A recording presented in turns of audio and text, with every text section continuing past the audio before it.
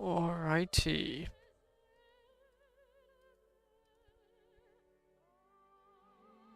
We should be live. We live. We live in a society.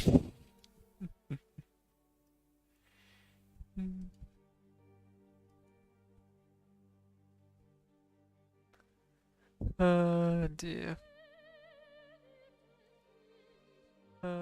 Dear. That's actually a good time sync. Dear. That's actually a good time sync. Only a few seconds tonight, that's what I like to see. I'm gonna post this on Twitch.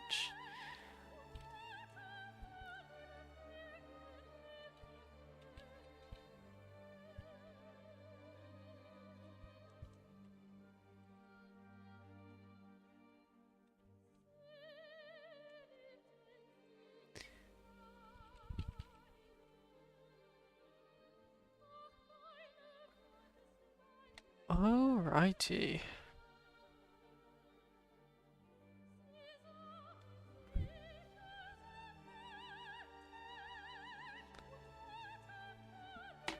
And we live.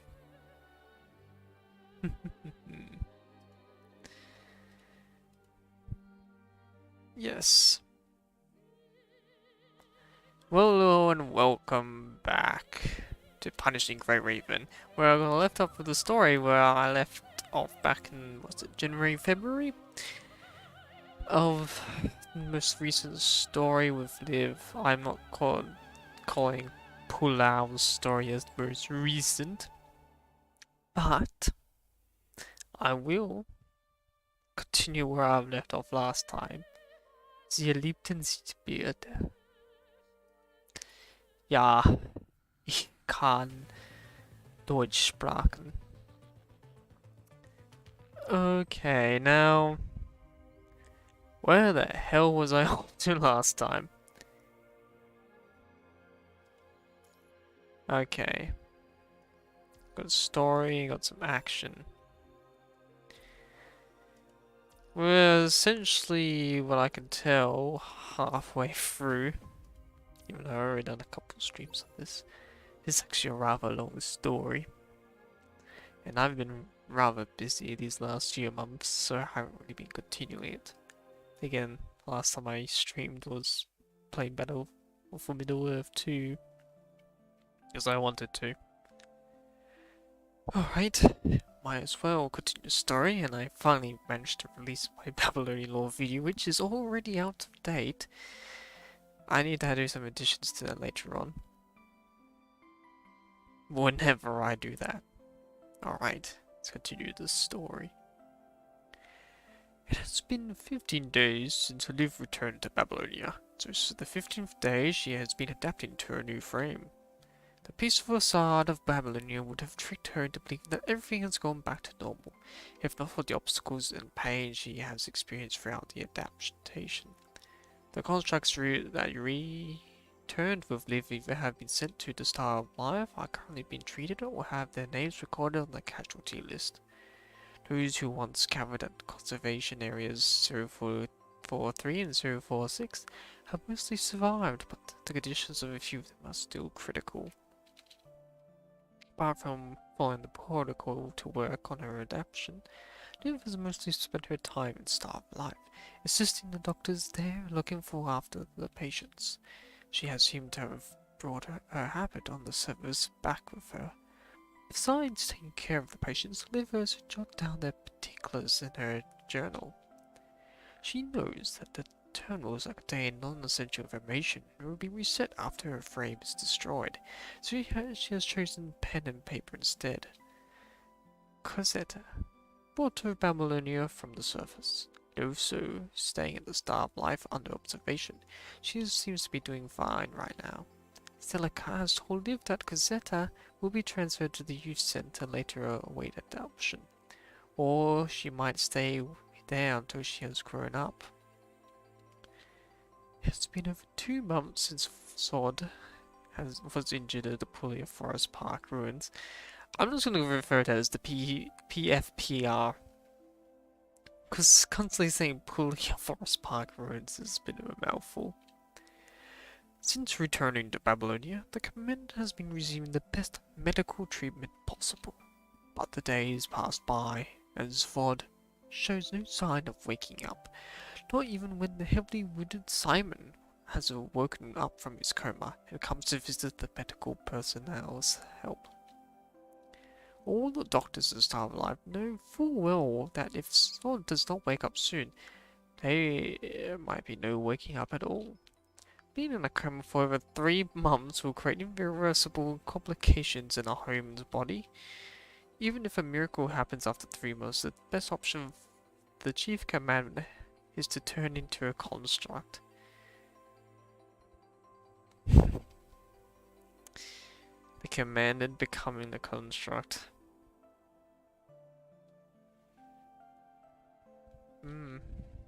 But miracles do not just happen, not to mention that should the commandant wake up, all that waits are the adjustable plans the Parliament has planned, eagerly paving the road to the end of a hero's journey. Whenever night falls, most of the patients and nurses are asleep. Liv will still be busy working in the halls of Star of Life.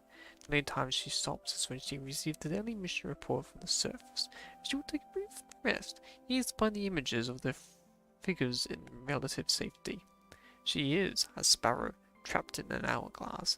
Knowing that she will soon be buried by the shifting sand, she still refuses to give up searching for a way out. As noon arrives on another busy day at the Star of Life, Liv departs briefly for the Science Council. She is already ready to return and continue to help after finishing today's adaptation at the Council.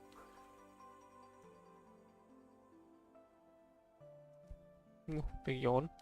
As long as she can offer an extra pair of hands, she can give everyone else a little breathing room and more patients can be treated. But she finds someone she has not seen for a while in Asimov's laboratory. I understand the details. The specialized device requested has been approved as well. It will arrive here tomorrow. It's been a while since I've seen Bianca in the story. Seeing Liv enter, Bianca suddenly nods at her without saying anything. I will be going if there's nothing else. Of course.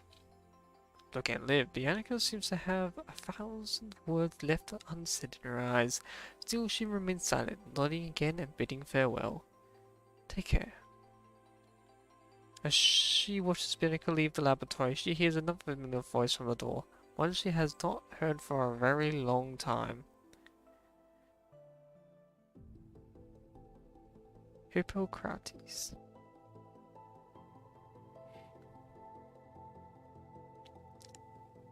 Someone who works for the Star of Life. Good afternoon. Huh? What? What? Do you have to look like you just saw a paralyzed patient playing football?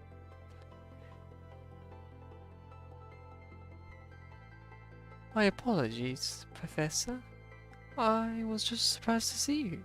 I heard that you left the Star Life to focus on academic research, and you're no longer teaching or practicing. You're not wrong. I applied for an early retirement to concentrate on things and research that I actually care about. But in times like this, no one gets to stay on the sidelines, I suppose. So here I am. She shrugs, smiling. As Asimov has told me what happened to you on the surface. I mostly checked the GrayRaven commandant. Not an easy job to bring someone with brain injury like that back in one piece. Don't be too hard on yourself. Choices were made and the die was cast. I know what happened down there. You did your best. Hearing the words Professor used to say to comfort her students shows a hint of bitterness in her smile.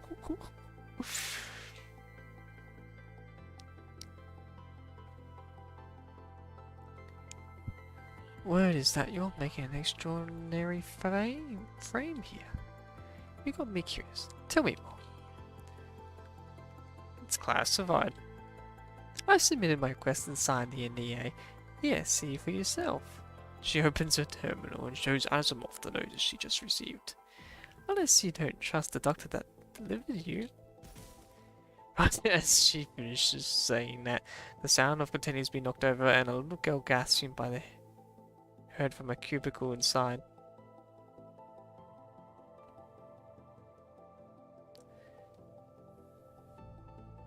The notice just says you're allowed to join. I don't think you've agreed to it yet. I should learn more about the project before coming to a decision, shouldn't I? Asimov does not bother to argue anymore. He tabs the monitor before him and pulls up a folder for Hippocrates. I see. So this is it. It's the frame that utilizes the data from an agent, isn't it? Corona isn't over their heads, trying to make an ascendant of their own. It might be powerful, but the frame comes with a side effect, doesn't it? It attracts the punished virus like an actual ascendant. Since the user of the frame cannot withstand the infection, they'll die soon after they deployed. But the attracting the punishing virus is the effect the Omega weapon needs. That's the only way it can capture the virus. But where does it send the punishing virus? We're still unable to explain most of it right now. As I can say is, the Omega weapon functions more akin to a tunnel or a wormhole that puts in the punishing virus. This frame has brought us hope, precisely because it can make the punishing virus go away for real. With proper control, we can even cure the corrupted. You won't be looking like this if things have been going this smoothly. This specialized frame cannot control the rate it draws the punishing virus. Given the current virus concentration on the servers, it's very likely that the Omega weapon cannot keep up with the amount the frame is drawing in. What will happen to the virus the Omega weapon cannot capture? Will they just infect Liv? Asimov answers her with his silence. This is only going to give us another corrupted. If things go wrong, we might even get another ascendant. Commander Nikolai agrees that we might risk turning Liv into an ascendant. That's why he's asked the Purifying Force to support the operation. If she becomes ascended, they kill her. Oh boy. What's worse than ascended is an ascended agent. The agent of the punishing virus.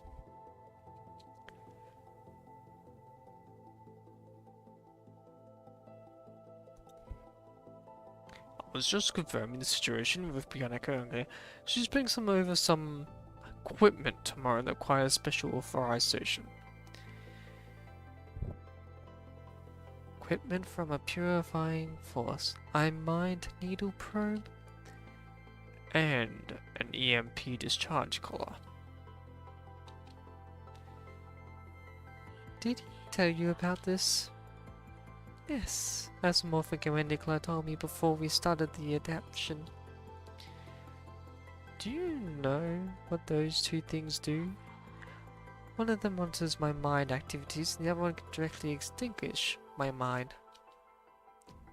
You signed the agreement after you learned about them? I did, since I don't want to become the enemy either. Hint of gloom flashes over on the full professor's face, but she does not voice any disagreement.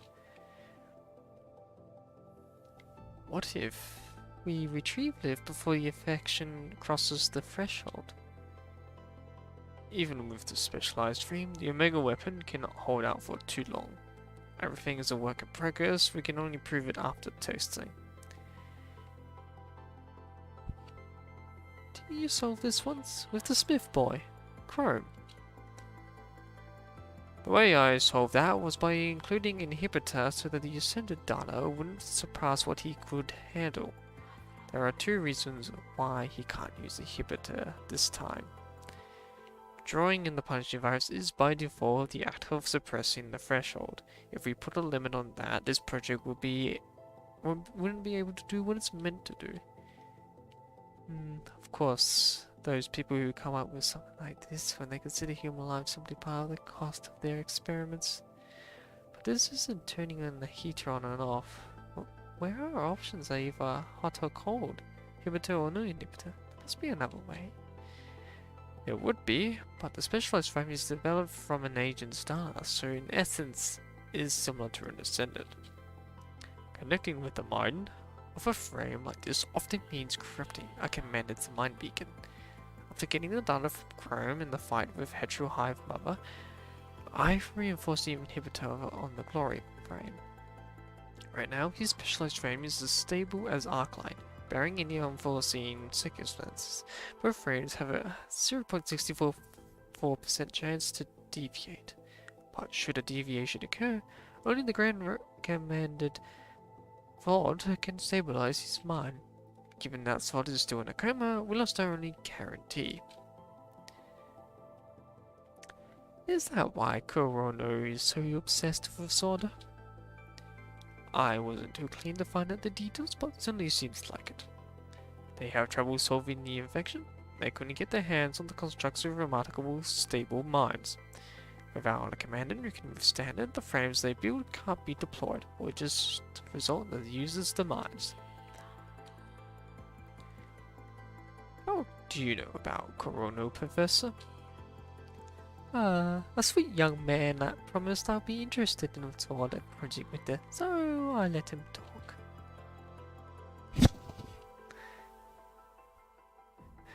I've never seen Asimov surprised before.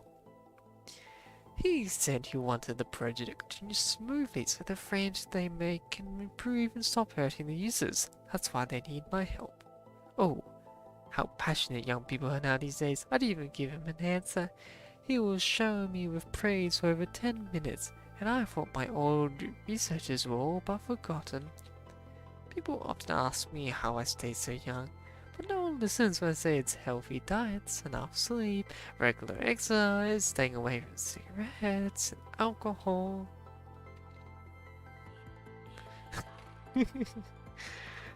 Are you joining the research team? Hold on, one more question. Why live? That was my choice. But I've heard that they were eyeing you before you applied. No one could avoid the outcome, even if it weren't Liv. Say that kind of speech for someone who hasn't seen her share of death. When the number of lives isn't a factor, I'm always care for those I care about. The most important factors with good were mind stability and strain. You have to exclude those who have their minds damaged by a specialized frame. They would require something more stable. Among our top 3 candidates is the second on the list. Oh, who's the first? Lee, who's also from GrayRaven. Still, this frame is just our first attempt. There is still a lot of uncertainty, but someone out there has been trying to suppress it. Someone, huh? I can hazard a guess who that is. Who knows, maybe we're talking about the same person. Were those the only things you could consider? The other factor was the fact that Liv applied for the program herself. Hippocrates lets out a deep sigh and switching to a more comfortable posture on the chair. Alright, I agreed to join the operation. The agent startup would of course all kinds of issues, even from the similarity connection during adaptation. The migraine you would feel would be the most obvious one, yes? Yes. Right. You wouldn't have said anything if you weren't asked. Although frames aren't my specialty, I can still help when it comes to mind stability. I'll also be attending physician of your commanded. If we can afford to wake up, we'll at least have a shot at tackling problems regarding the mind. Thank you, Professor. Of course. If you have any requests now, now's the time. Hippocrates taps the monitor in front of Asimov which has designed the new frame to live. I'm not the one who does the modification, but the more the frame matches what you want, the better it is for you in future battles. Looking at the pure white frame on the schematic, she is reminded of a similar piece of paper she once held in her hands. Wings. whether it's fault or the people who are still struggling. If only the clip's frame could fly.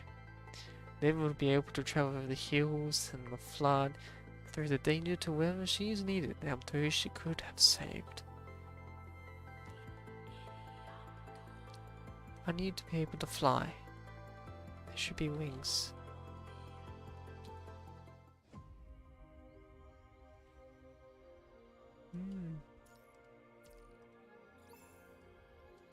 The fourth ship. Assemble again. Grey Raven, Strikehawk, and Cerberus assemble. I'm still not used to this whole new army frames. They're still normal constructs to me. Still normal constructs.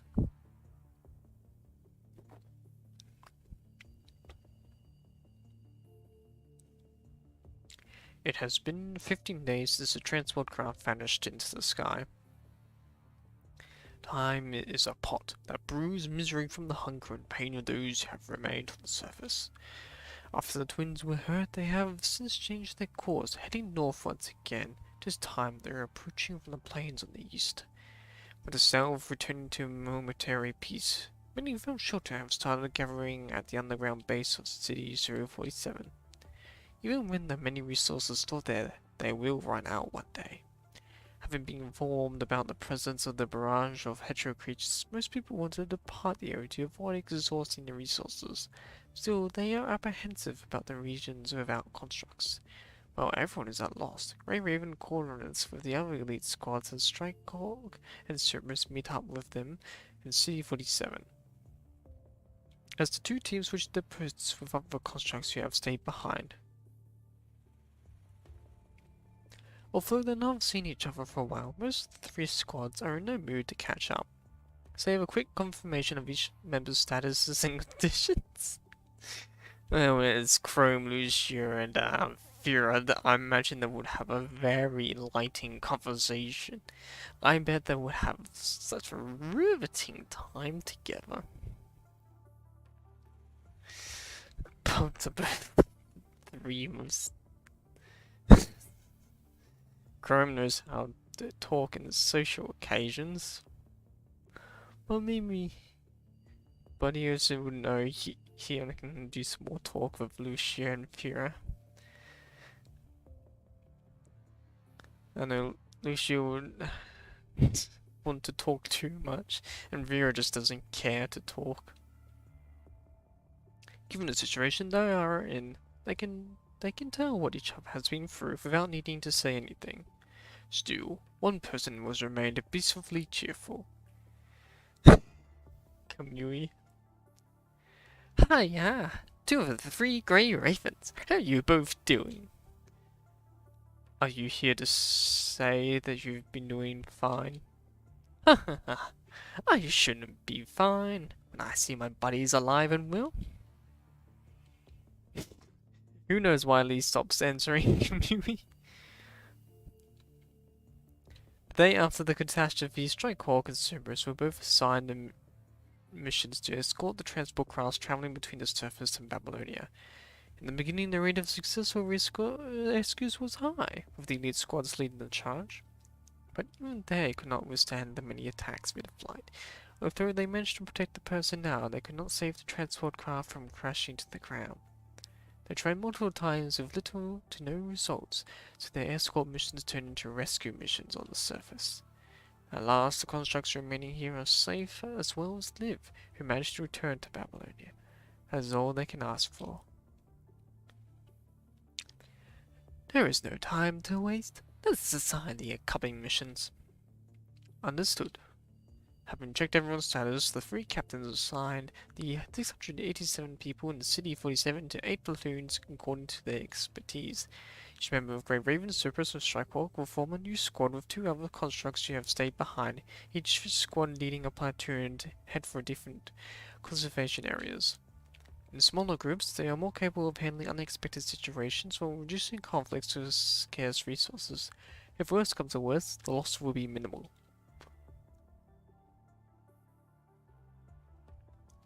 With everyone's agreement, people will begin to collect their belongings before waiting outside the base. We need to follow the ghost trucks and leave. All done! Doctor suddenly stops everyone from proceeding, pointing at Kamu, who is standing 800 meters away, reachable only through comms.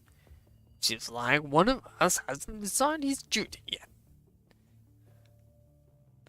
My apologies for not explaining earlier. Because of Kamu's unique quality, he's not able to work with others by himself. He will be following Wanshin in the upcoming mission. There are more wounded in Wanshin's platoon. He would have been too occupied with them to fight. Kamu won't enter the base, he'll be trolling outside. This guy. Once they complete what? Mega weapon? You're able to get rid of this unique quality, wouldn't he? About that, we did talk to Kamu when we received the notice. Even if the Omega is really capable of that, he has no wish to change who he is right now. Not to mention that there are still a lot of uncertainties regarding the weapon's power. Huh? Does he enjoy being excluded?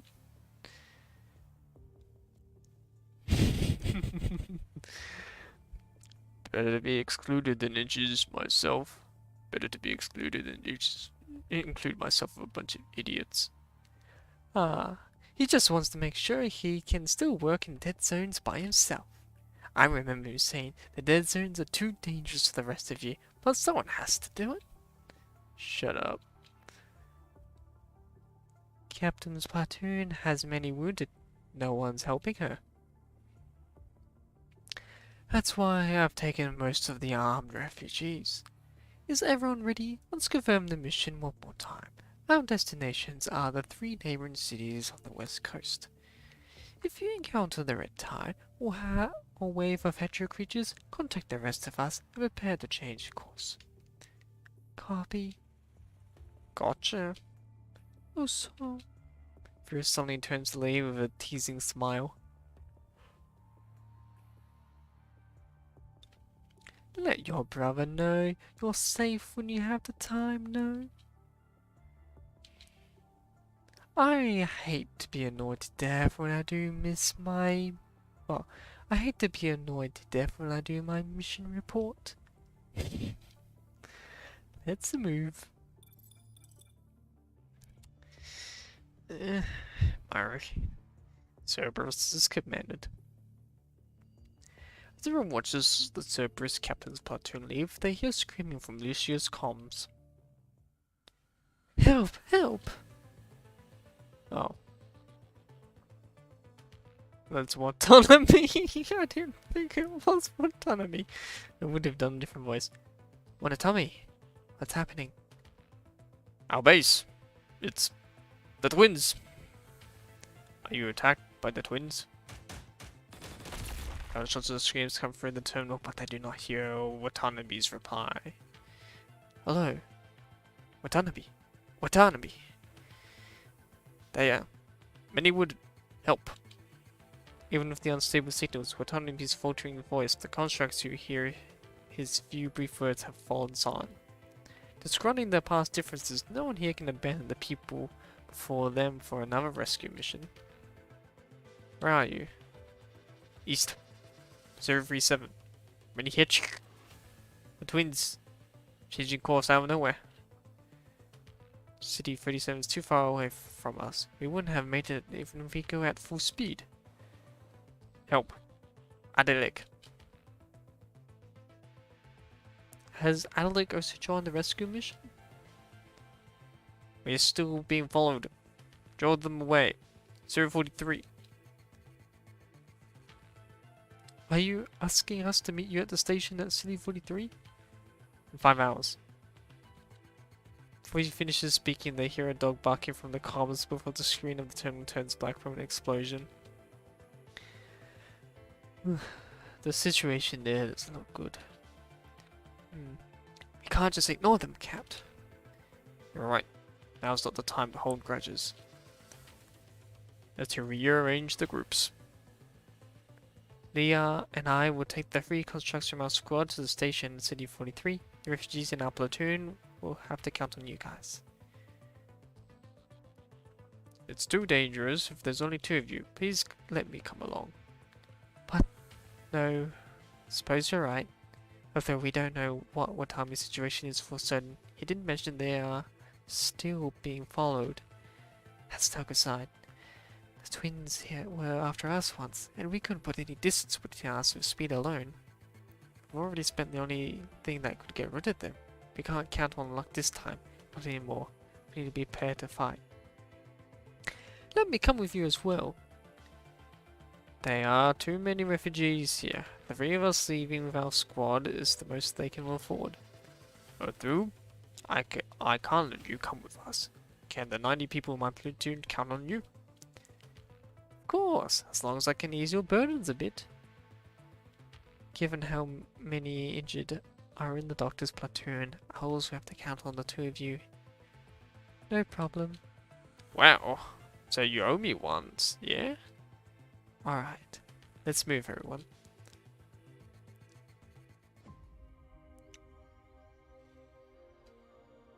Ah, look at them all working together. It's almost time to meet up with the other guys. Wait, Grumble noob. Oh yeah, coming over. Looks like they're controlled by someone. Is it because the twins are also approaching?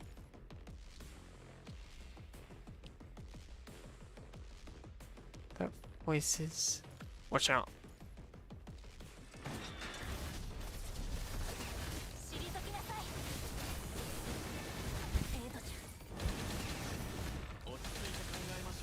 Let's just beat them up to a pulp. Smash and fight. Smash and fight.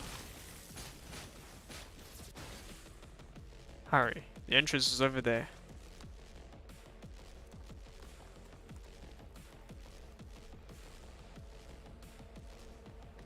Just have to dodge all the cars in the blooming street. Alright. We're going to destroy them all.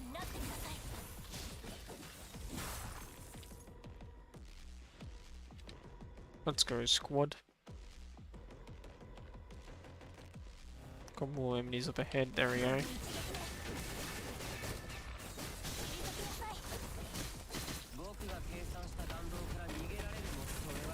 And just blast them away.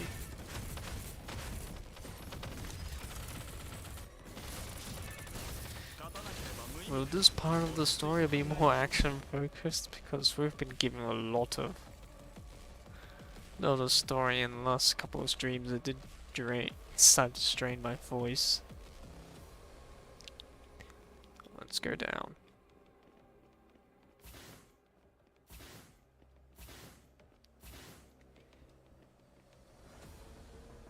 The corrupted creatures are everywhere. No one can survive this.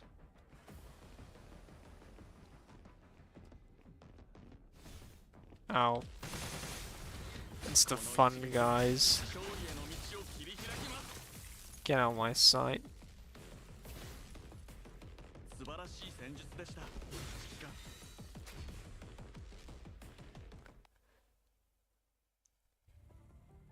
Oh, Cinderlink. The twins have left, following the train. Good.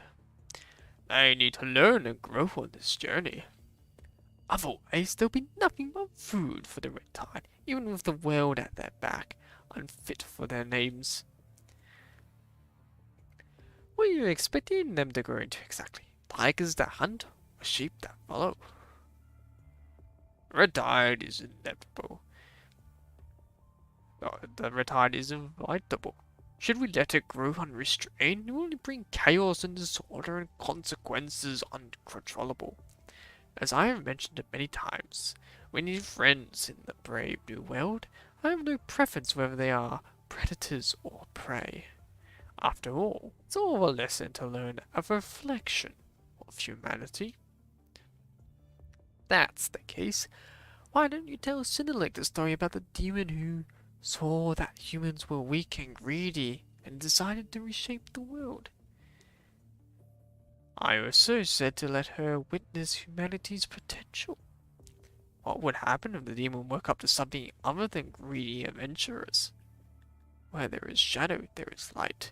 I don't dismiss the existence of light just because of the many shadows in the world. If all the twins see is how despicable humanity is, then humankind shall die to its own reflection. Should there be speckles of light, however, the twins shall react in kind. Does that mean you still believe in something of the humans? And all I believe in are the constructs. Even if some of the humans' consciences were fit to ascend, their bodies wouldn't survive the filtering of the punishing virus. Even if I were to feel pity, I could not make their choices for them. I suppose luck is part of the filtering process, isn't it? After all, only the lucky ones can get to become constructs when they want to. Lucky ones can only wither in their misfortune. Having said that, nothing's stopping us from trying something new. The dark figure turns around and gazes at the departing Aslam with a barely noticeable smile. The ones they call the twins are going after the train. They have quickly adjusted their pace, all set to challenge the colossal vehicle before them.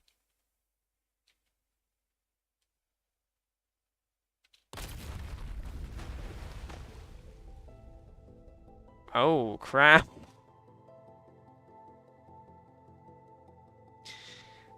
How look at the huge and massive train.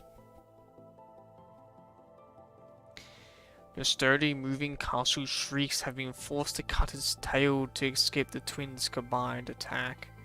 Countless people and goods in the back are left behind, along with the carriages they are in, and soon swallowed by the red tide. They do not know then.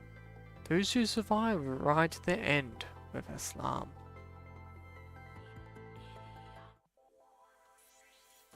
Jeez, and such a small scene for something that's actually quite significant. The internal engine, part of it was destroyed. Yikes. Islam has 12 carriages left. That's no good. 35 constructs, 587 survivors. That's pretty bad.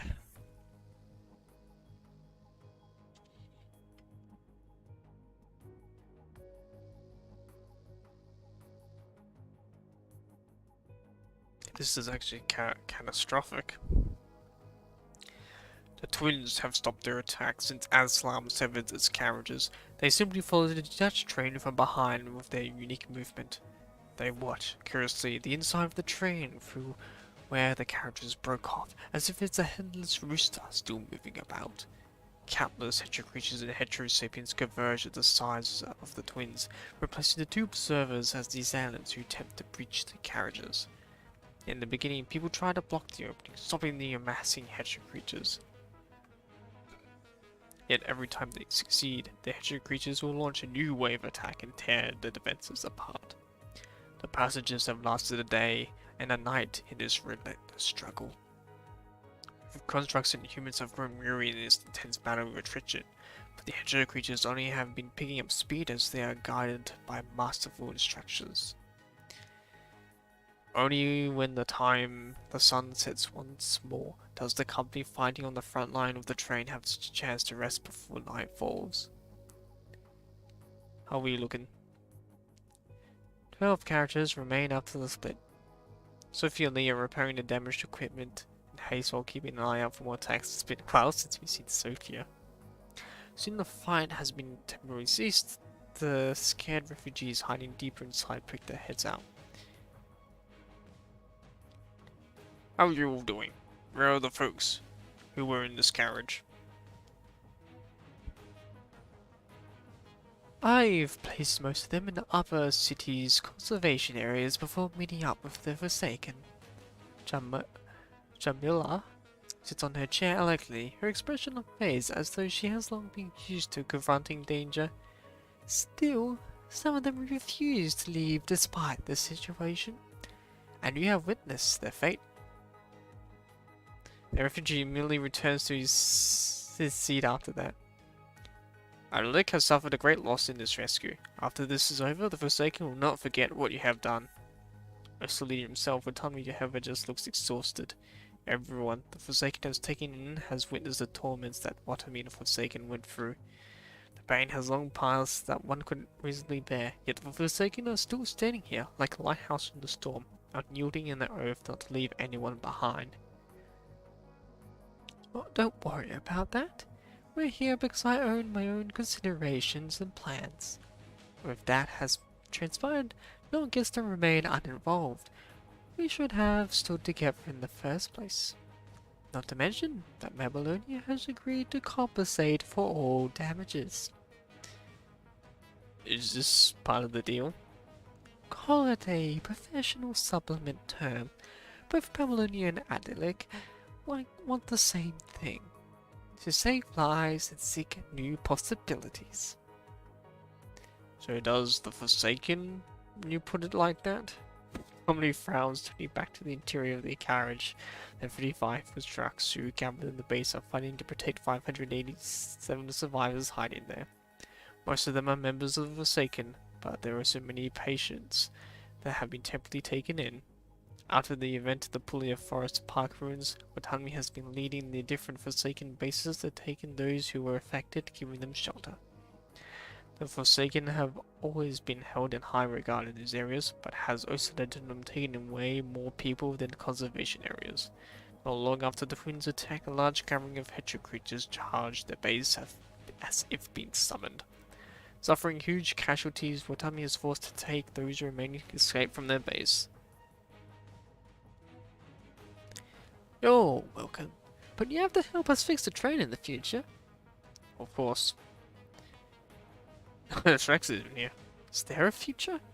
Shrek, having boarded the train alongside the Forsaken, is leaning by the shaking seats, his brows furrowed as he watches the working constructs before him. Shrek certainly has like his own subplot going on here. Ever since he came on board, normally talkative young man has been looking around with worry and disgust, almost if he fears not just the monsters chasing them, but the train itself as well. I know it's not my place to say it, but those two and their siblings are still after us. It's clear that we can't outrun them. Can't win by attrition. I might just be a civilian, but I'm grateful to be saved, but both of the folks behind us can't bear to lose any more of you. Hearing that, a corner of Jamil's mouth ever so subtly rises. So should you, Watami. You don't have to say it, but I know you're almost at your limit, having been operating non-stop for the past month. But we don't have a choice right now.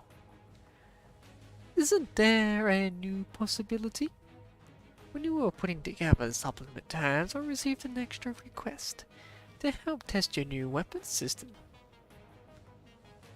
Are you talking about the Omega prototype? We can fight twins with it? Effects during our first trial were minor, but they also have improved by now. That's right. I received a message. The Operation Command is preparing Phase 2 of the prototype, and they're planning to drop it tomorrow. With the improvements they made, this Omega weapon can create a small disinfected area, drawing the punishing virus within. Hearing that, everyone's solemn faces relaxes a little. But its effectiveness is still inconclusive. We should prepare a backup plan. Have you confirmed the exact timing and location? I have. We need to arrive at the station at City 210 by 4 o'clock tomorrow. There, we'll receive the new prototype. Must it be City 210 and 4 o'clock? That's cutting it real close. We need to take into account the time needed to depart and meet up with the support force. We must hurry and put some distance between the enemy and us. Not to mention that, it's too dangerous for the civilians to remain on the train. There is another functional base at City 210. People can get off there. It's more than enough if we just keep a small force of combatants here to draw the twins' attention. This is why reaching 210 by 4 o'clock tomorrow seems reasonable. I suppose we have to speed up. Jamila smiles, her gaze passing into the discussion plan until it stops at Shrek in the back. But through the sound of the discussion, she sends Shrek a message, speaking silently. Come back. Shrek was part of Adalec? I'll go help. Given how dire the situation is, the constructs have not noticed the expressions of the two humans, not to mention what Jamila was saying. Then stay.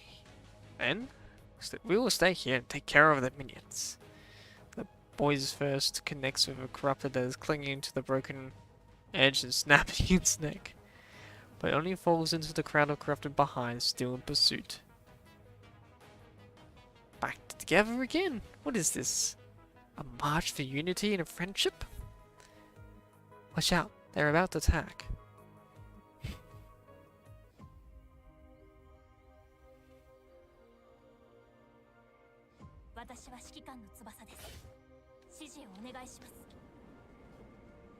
Raven, Strikehawk. We are here to help you. Careful. Come out of nowhere. Attack our teammates. The speed will attempt to strike back. It's been a while since I've been on the train.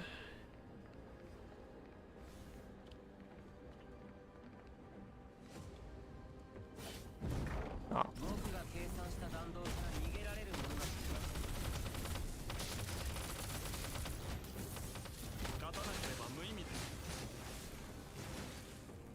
It's been such a very long time since I last been on the train.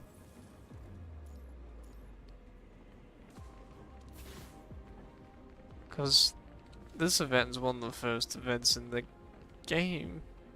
What came out after the International Space Station one.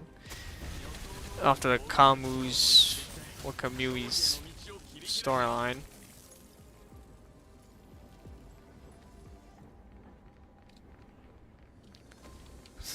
Petro Crows. It's been so long since I've seen those actually pretty red. They're huge in the International Space Station.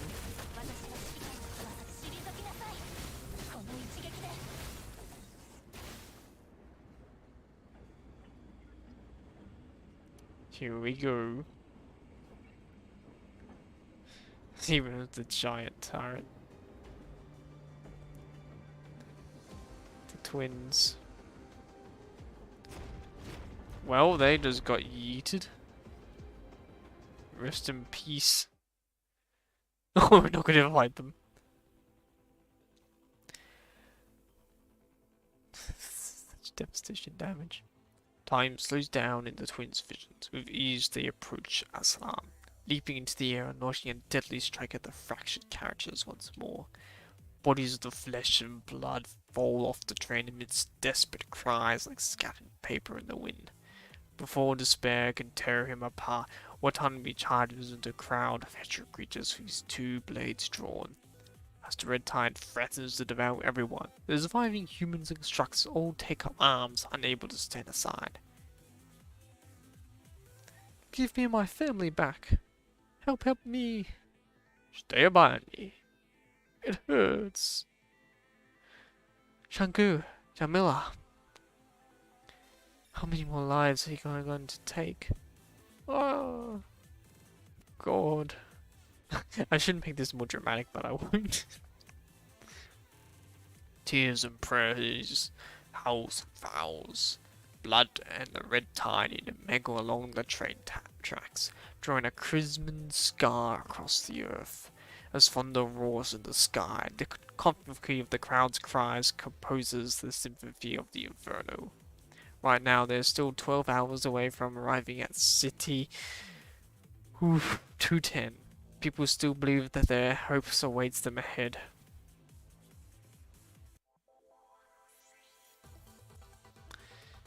This is going to be interesting.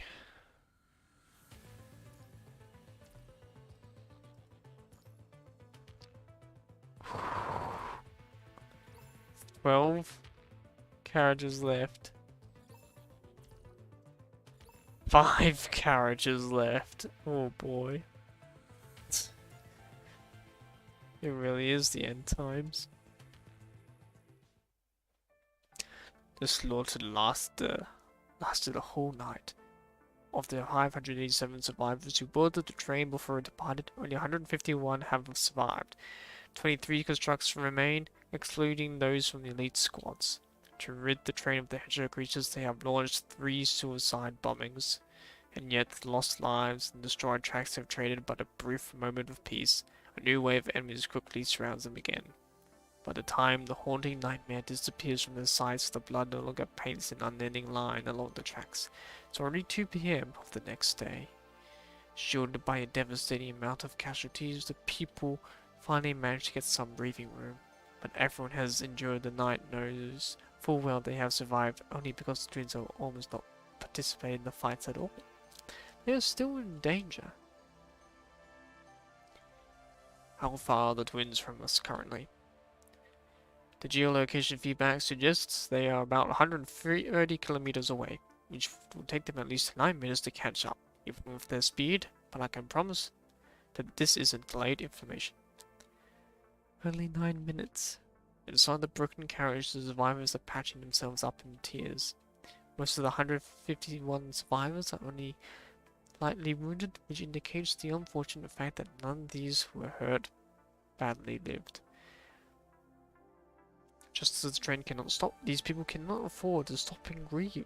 They know full well that, should they pause and mourn the departed, they will be more likely the next ones lost. We are almost at our destination. Should come up with a plan first. That's right. We have to find a way to get the survivors of the train as quickly as possible. Everyone's injured, so they have to be moving slower. Leaving the station in 9 minutes is the best we can hope for. Shangu pauses, withholding what he is about to say. Still, everyone understands what he's trying to point out. Most are only lightly wounded. Does not mean that everyone is slightly injured. Not to mention, they cannot guarantee the lightly wounded will be able to evacuate from the station in a mere 9 minutes. We still have 5 people in critical condition. Jamila is also badly hurt. I'll take her with me. And you, Shangu? I'll go with Jamali too. There'll be a lot of fights on the way for sure, seeing that we don't have any medics here. We can only take one more. We've lost too much already. After a whole night of loss, the light in Watanabe's pupils is almost gone. The corners of his eyes are still tinted light red. Is it tears? Perhaps sweat or blood? It could be a painful mixture of both them all. We're still a while from the station. Watanabe, you need to rest and repair so you can keep fighting. I'm fine. He shakes his head. We're so close. You have to get everyone out safely. That's the only way they don't die in vain. What was intended to be a word of comfort has only made him frown even more. If you go with them? You know City 210 better than us. You'll be a better guide. Of course. I'll try to bring some of the seriously wounded as well. Leave Shrek and the rest to me. Is anyone else going? The people who have light wounds will need construct assistance to travel safety in 9 minutes. Hold on. If the twins realize the crowd is no longer here, will they change their target and will be looking at even heavier casualties? No way. Our mission is to be a target of the hedgehog creatures and the twins. No one objected to Crow's plan 2 days ago when they had yet to face the barrage of enemies, but now most of them just want to leave this grueling front line. Well, we will meet with Babylonian support force in 210 and get the prototype weapon.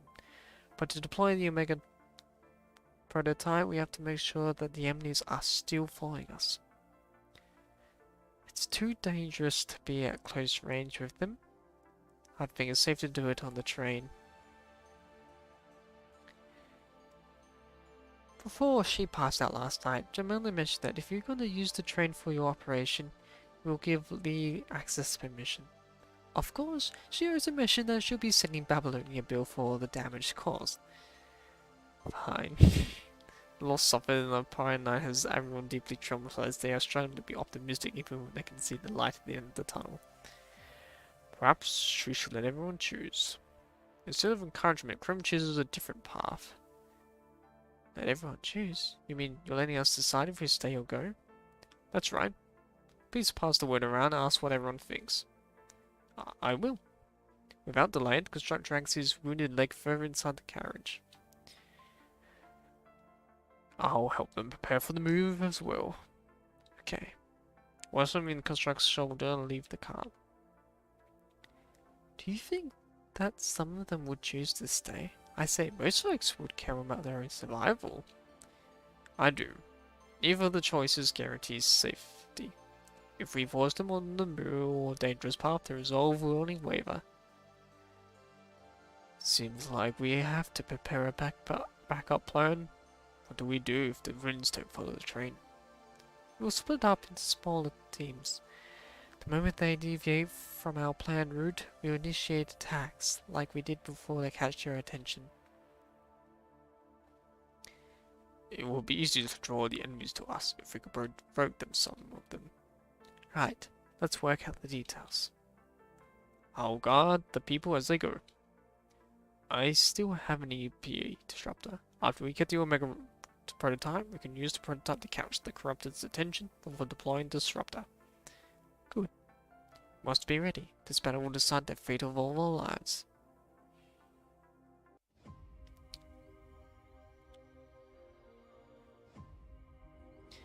Aslam. Finally made it. I'll leave the Omega 2 prototype here. I guess you're gonna need it. That's right. To turn on the track of them. To buy some time for the crowd to retreat. We must get the wounded onto the train for treatment. Right. Prepare to activate the Omega 2 prototype. Here, Lee. Leave it to me.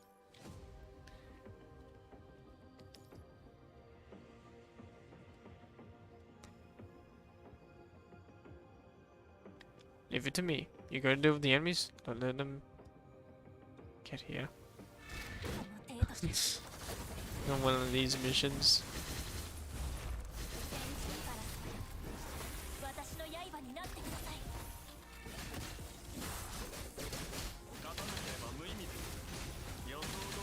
It's always Lee doing the computer work.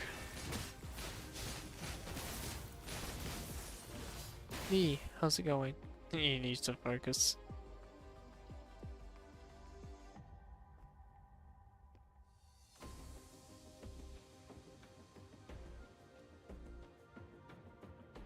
It's been a while since I've been in this map. Activated. There should be a problem to kill.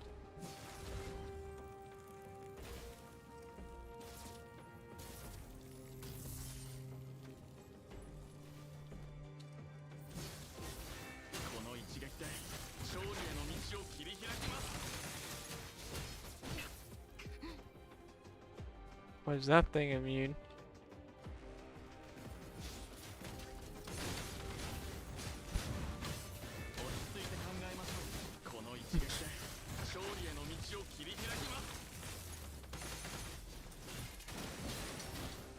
Enter the Matrix, okay.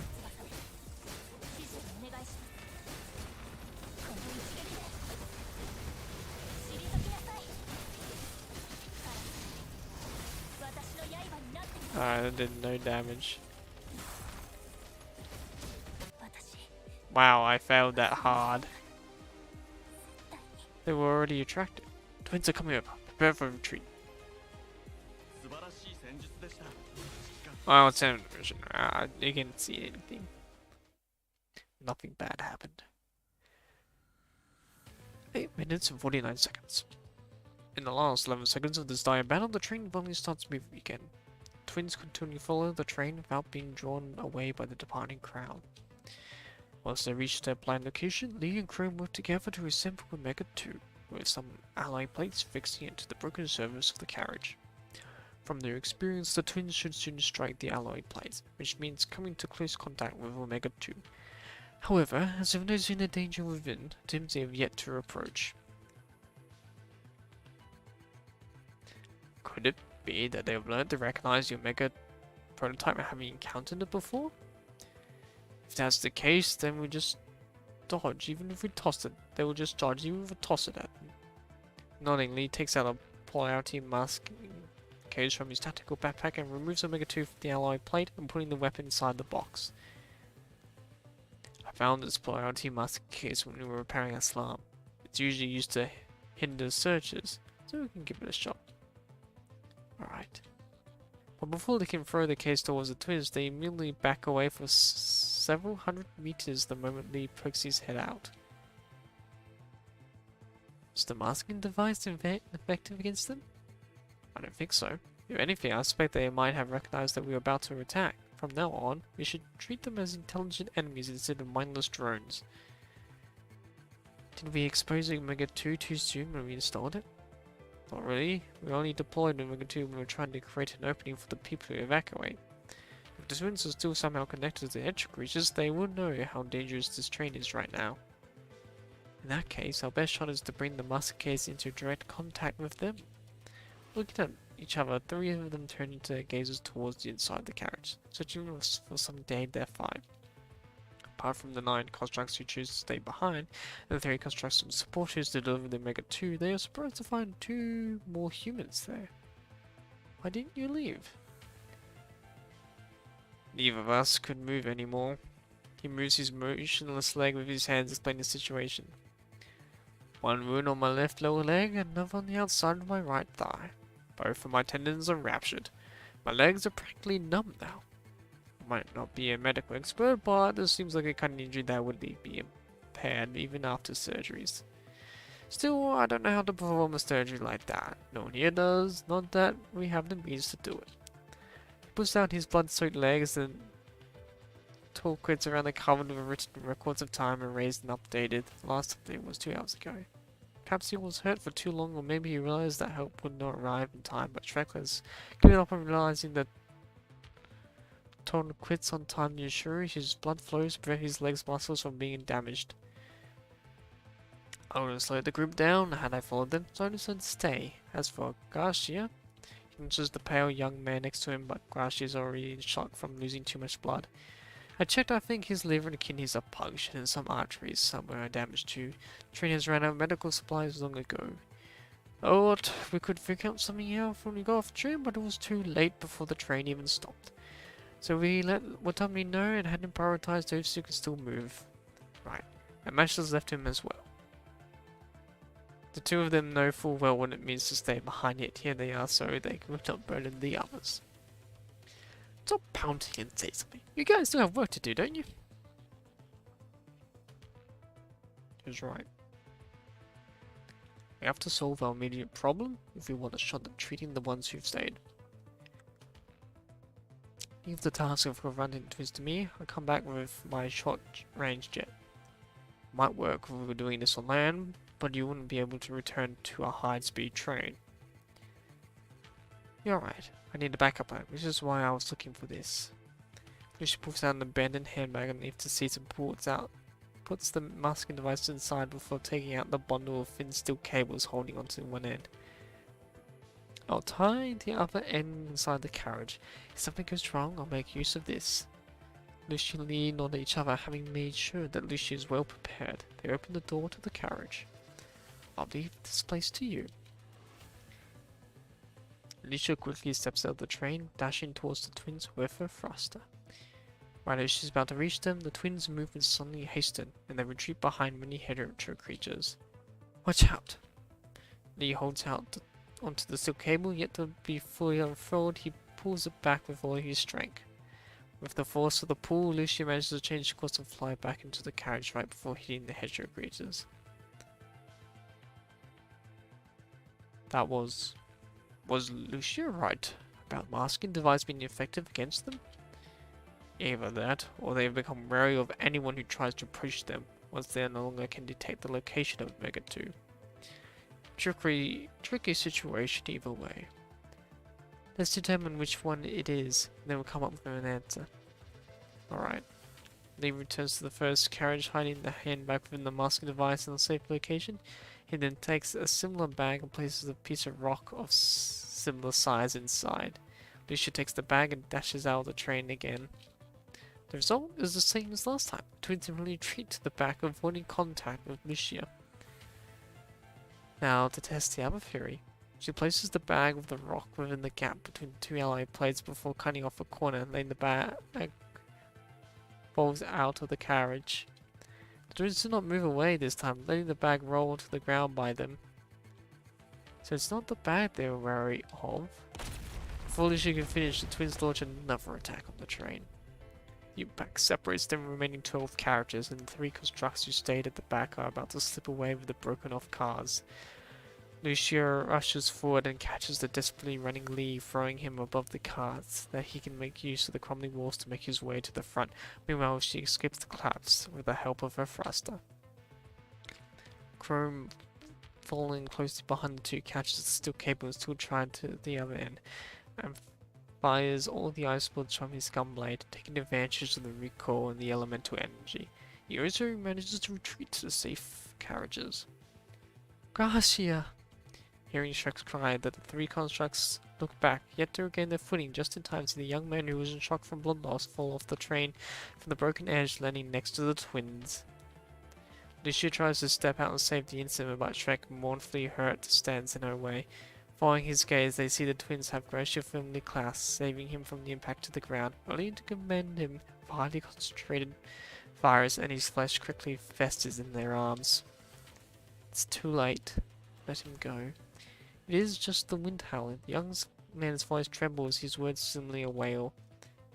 I couldn't catch him. I failed.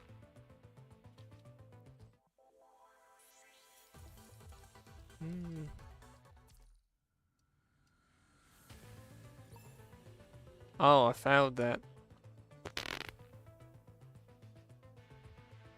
Because the element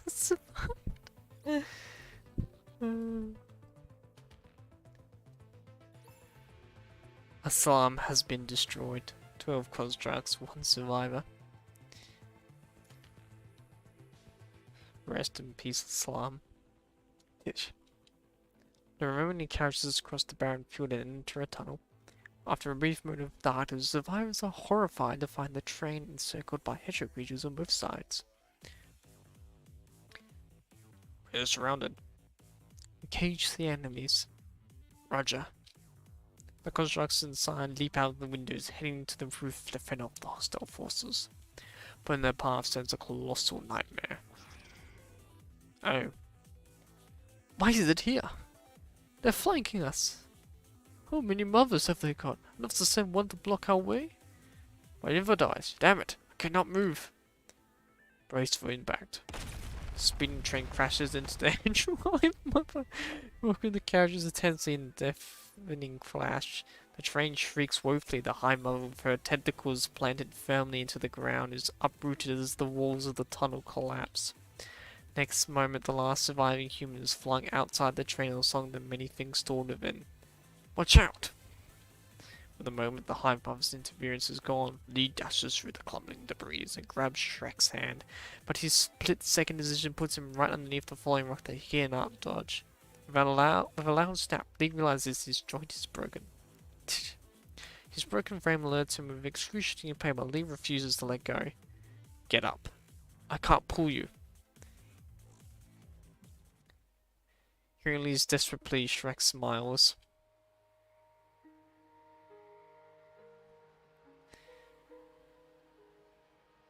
I was thinking, how can he have this model long and he's about to fall off a tree? I was thinking, if those 2 monsters didn't avoid the handbag on the tumbling human, stands to reason that they wouldn't duck from a guy with a handbag like me, no? Hearing that, Lee can finally notice that Shrek is holding onto the handbag with the masking device that Lee hid in the carriage earlier. Enough with the nonsense. There are still other ways we haven't tried. Get up first and we'll figure it out. But time's running out, isn't it? They have noticed the potential danger. They hesitate to mingle with us anymore. Get up and we'll talk. You're surrounded. I can't pull you up with my broken arm. Standing at the edge above the spinning train, Lee is struggling to keep himself safe. All he can do is kick the approaching hedge creatures while pressing Shrek to save himself. It's meaningless. You die. You lose all possibilities. Alright. And someone's lost her, and it was meaningless like you said. But her death changed me, you know. Became an office medic because I regretted not being able to save her. I couldn't change the past, but I saved a few people since she was gone. It's meaningless for the dead, sure, but my death has to amount to something for the living, right? Enough. told you to stop this nonsense. I don't need your sacrifice for a mere chance. You have to be more honest with yourself. Otherwise, you're gonna regret it one day. What are you talking about? Let me tell you a secret. Although I always bring bad luck to those near me, I'm unbelievably lucky myself. If you drop me here, I might just be able to walk out of this in one piece. Who knows? I might be standing before you with a rainbow hair in a few days as a construct. Lee spends an extra 0.53 seconds to come up with a reply in the face of Shrek's absurdity. I don't think the technicians are interested in making rainbow hair. The wind breezes past them to somehow beyond reach, chucking like the young man hung by the edge. See, you're not the missing construct part, impossible as it is. Shrek begins to loosen his grip. I've been hoping to reunite with my friends since their past. Not because I've decided to give up the possibility they gave me. I'm just making the same choice they did, not passing this ticket to the future to someone else. I finally understand. Winter does not take. For some would light fires with their souls, small and frail as their flames as may be. They are enough to light a fuse, all peacefully stem from a big bang after all. Stop talking. Get up now. Thank you, Lee. But I think I've done almost everything I wanted to do. There's just one thing left. Mistaken Babylonians, you all deserve to live. You live, you save more lives, yeah? It's my genuine pleasure to have spent this time with you. So this is my last wish. And this is the reason why. Shrek smiles and he lets go of Lee's broken arm. Shrek! Until next time, kind stranger. That's the first time Lee has ever yelled. As the twins crash the tumbling young man unexpectedly, Omega 2 violently unleashes unmatched rage amidst the cries and roars. The tunnel fully collapses as it impacts, blocking off the barrage of hedge creatures completely. Countless charging monsters clash into the fallen debris, disintegrating into dust as they enter Omega 2's domain. The leaders of this mad tide of calamity wail as they stream their festering bodies. They flung the bloodied human in their hands towards the debris before them. With twisted and frightened expressions, they stare at the blocked tunnel, the exit beyond their reach. On the other side of the collapse, the train has already safely sailed away. The gusting wind departs the tunnel, making a way across the abandoned city. Specks of sand are swept up, smacking the shelterless sojourners, striving to seize them at a standstill. Weary the wanderers are. They watch the way they walked on a whim, withheld by the will of the wind. What is it? Nothing. I thought I heard someone chuckle. Who can chuckle at a time like this? I probably misheard. Let's keep going.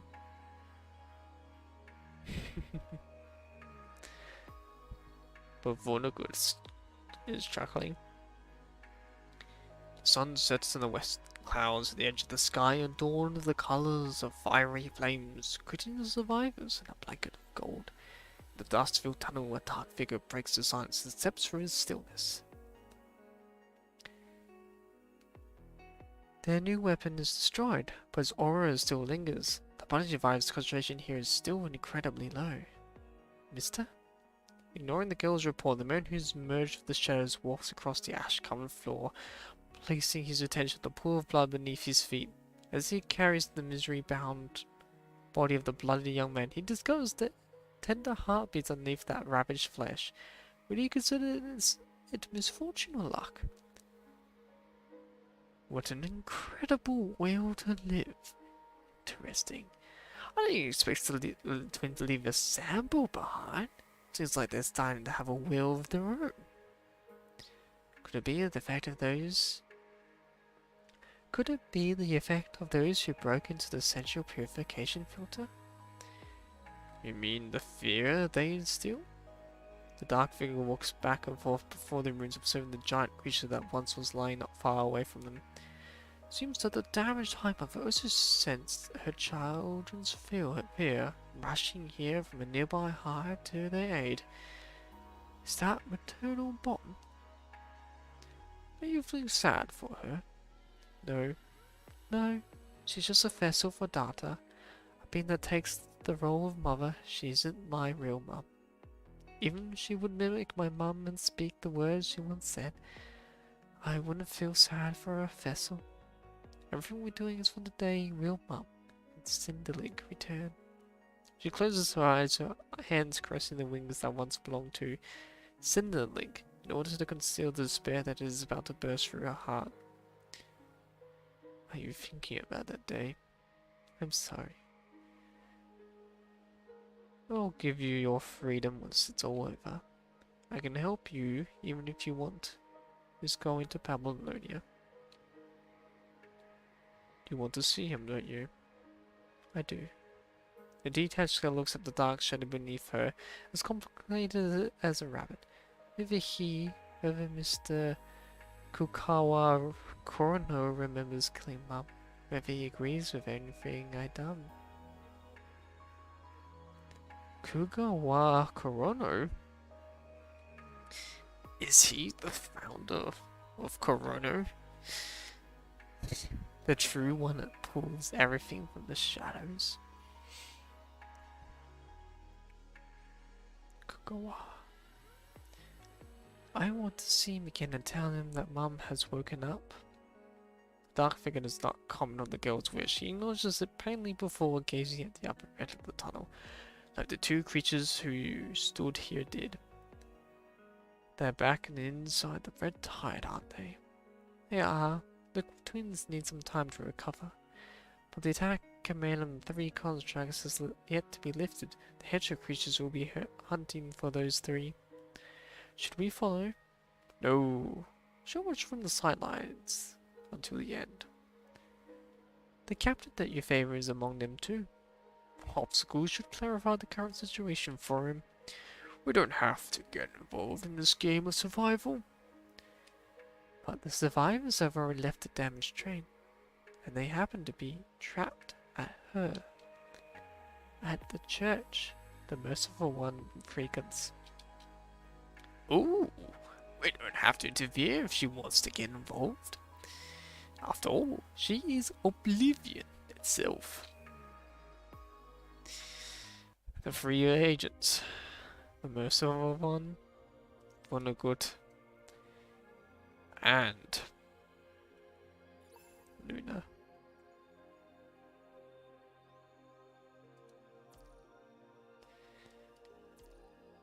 Well then, we're getting closer to the end.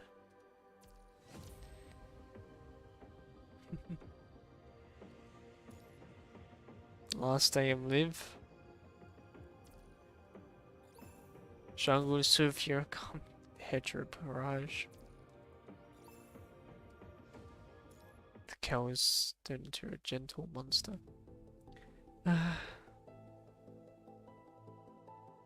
Feeling an intense pain as if her mind is torn apart, Liv finds her vision blurred, having to lean on the wall to keep her balance. It has been 28 days since she's returned to Babylonia. It's almost been a month. Wow. The more time she adapts to the new specialized strain, the more intense the pain her mind suffers. She figures it's the migraine, as Asimov mentioned in the beginning, although the migraine has become less frequent with the help of Professor Hippocrates. The intensity has not lessened. She feels like her head is paled and she struggles to focus. This is how we lost all the constructs that were sacrificed during their adaptations. No. This is probably not the only reason. Mournfully, Liv closes her eyes, trying to desperately stabilize her mind. I have to get up. The patients are still waiting. It is 6 in the morning. Even when the rescue missions to the surface have been halted, for nearly a month, mornings in Star Life are still busy as ever. With many constructs and medics forced to enter their residencies early, Star Life has become more of a chaotic in some ways. Still, many wounded have had a fighting chance during the most critical moments, because these constructs and medics were there to share many of the duties. Good morning, Miss Liv. Good morning. Right. I ran into Lace in the office on my way here. He asked me to tell you that you don't have to visit him because there were no messages last night. I see, thank you. There is still no news from her companions today. When was the last time she saw a mission report? The reports were still sent in regularly during the first 15 days she was back on Babylonia, most regarding the base underneath City 47. So those who hardly had good days, but Liv dared not to wish for more as long as she knew her friends were safe. After the 15th day, Babylonia lost contact with GrayRaven for 3 whole days. By the time they received another report, Alicia Lee and Chrome had hidden inside a church with a few remaining survivors. 3 of them were finding the church ruins when they uploaded the report. They could not disclose much. They have only submitted the test results of Omega-2 without being able to collect detailed data. Afterward, no updates has been the only answer Liv receives when she inquires about her friends and the surface. Their locators show they are still moving. No news is good news. You're carrying a heavy burden. You should prioritize the adaptation. She heard those answers when she was sent away after pressing. Is that really good news? Looking at the corridor in the starlight, Liv recalls seeing Murray there earlier. The young man who always wears a smile on his face was nothing but worried, trying to find Hippocrates to confirm something. She wanted to ask. Does it mean he wants? What? No, this is Liv. She wanted to ask the professor about it, but Hippocrates never told her. Lucia, Lee, amidst all the pain she is suffering, Liv is trying to come up with a way to find out how her teammates are doing. Hey, penny for your thoughts? A warm hand suddenly gives her a slap on the back. Ah, did I startle you? Professor? Alright, come with me, I've got something to tell you. Bruce takes Liv toward a ward where the GrayRaven commander is staying. If it all goes well, this will be your last 24 hours, before you depart. Really? Finally? Realizing that she will soon reunite with her companions, Liv feels slightly relieved. Oh? Finally? Is that what you're about to say? I'm sorry, because even though she understands what the professor is asking, Liv cannot say it. Why create more pain with her tears when her fate is sealed? Look at the silent Liv, February sighs and sits on a chair by the bed. Do you know what some of the other teachers and I thought of you when you were still a student? Suddenly confused, Liv looks at the professor uncertain if she's referring to the comments written in her assessment manual. Grounded? Unworking? Studious? Ah, you were a fool. I see. I know often came up with the others. The teacher who taught you clinical care passed away about half a year ago. There's no need to be upset. She was old, it happened, but she mentioned you to me before she left. Hippocrates takes out a sealed bag from a pocket and drops it on the commander's bed. The professor looks at Liv, frowning, her soulful eyes filled with nothing but grief. Liv takes the sealed bag from the bed and opens it. Inside are 7 medical injectors, each serving a different purpose, yet she cannot recall where they come from.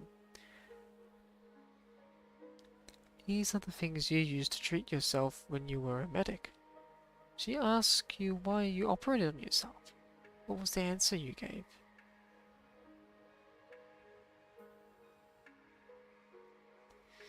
I didn't want to trouble others, and learn how painful the injections could be. This way, I can improve my techniques and make it hurt a little less. You could have used the training equipment to practice, but you insisted. The professor mutters as she lifts the blanket that is covering Svod with palpitation on the commandant. That was the first time that teachers saw a fool like you.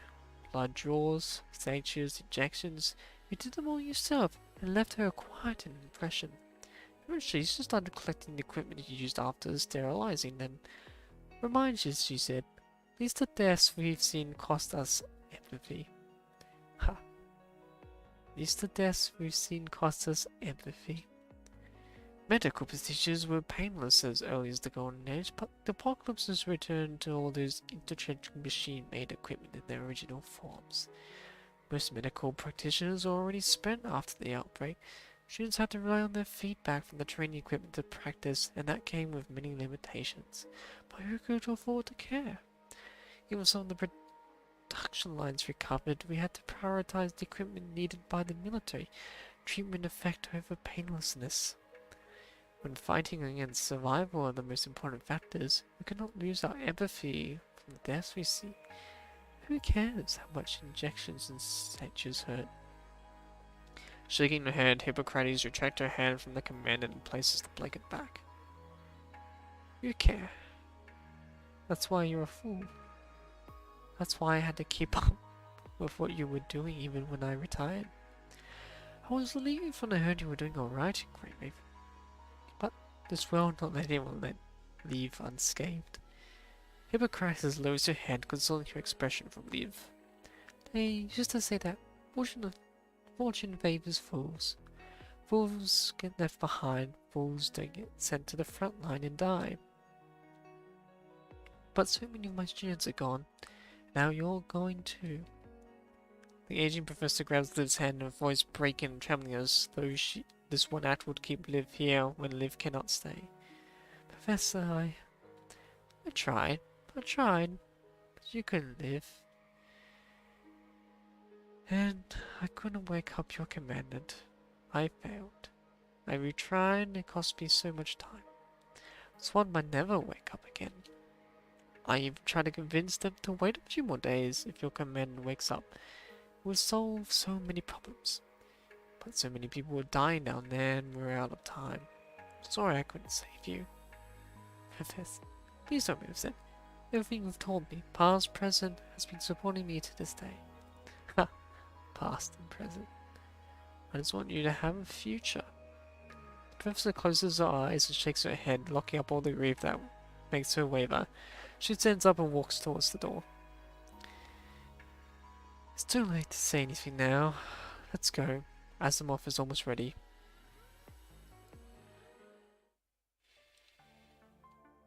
Following Hippocrates to Asimov's laboratory, Liv finds it more desolate than usual. Only Asimov and Rosa remain in the room filled with monitors and equipment. Seeing Liv enter, the assistant walks up to greet her before leaving the box of things. I will hope the eyes of this frame, because it's capable of purifying the punishing virus. This is the first time we can truly eliminate the virus. But there is a means. The procedure of changing the frame comes with classified information, which is why only Professor Hippocrates and I are here. Asimov stares at the file before him and pauses for a moment. One last thing. Since the frame is mainly built upon the data of an agent, its capabilities are also similar. Still, this is just an imitation, and you've never gone through the filtering that we know of.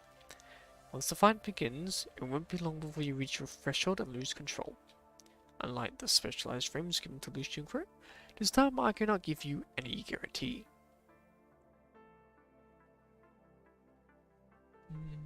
That's okay, I understand. Now, this is just a hypothesis, yet to be confirmed, but when the punishing virus drawn by the specialized frame outpaces the rate the Omega weapon can absorb it, and the infection passes your threshold, you might be able to enter the Ascension Network while conscious with the help of this frame. The Ascension Network? That's right. If it does happen, it will be a rare opportunity. What do I need to do? You just have to be ready to respawn. With the Mind Needle probe, you can see everything you see. Our old records speak of the Ascent as the network built among many corrupted to share information with each other. But having witnessed agents, the Red Tide, the extra creatures, we have yet to understand how they all relate. Staring at the data, Asimov closes his eyes, exhausted by the slow updates. Technology and information are not progressing fast enough for him or the survivors living the post-apocalypse. Let's begin, Asimov. The good news is that unlike the procedure of Chrome, Liv isn't hurt, and I'm here. We won't need a commandant this time. Before joining GrayRaven, Liv would carry the world by herself until the moment she fell. After she joined them, Sword once told her that she didn't need not to carry that burden alone, because her commandant and her companions would always be by her side. And now... okay. She used to be alone, she can do it again. Compared to the suffering caused by the calamity, the pain and loneliness she feels are nothing. This is the dawn of hope. The maintenance platform makes a low hum. The single lamps light up one by one, bringing a hint of warmth to the dark room.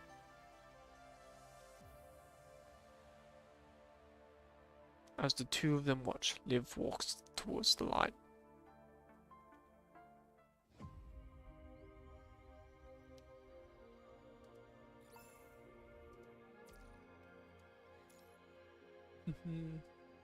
Shangu and Sophia are coming.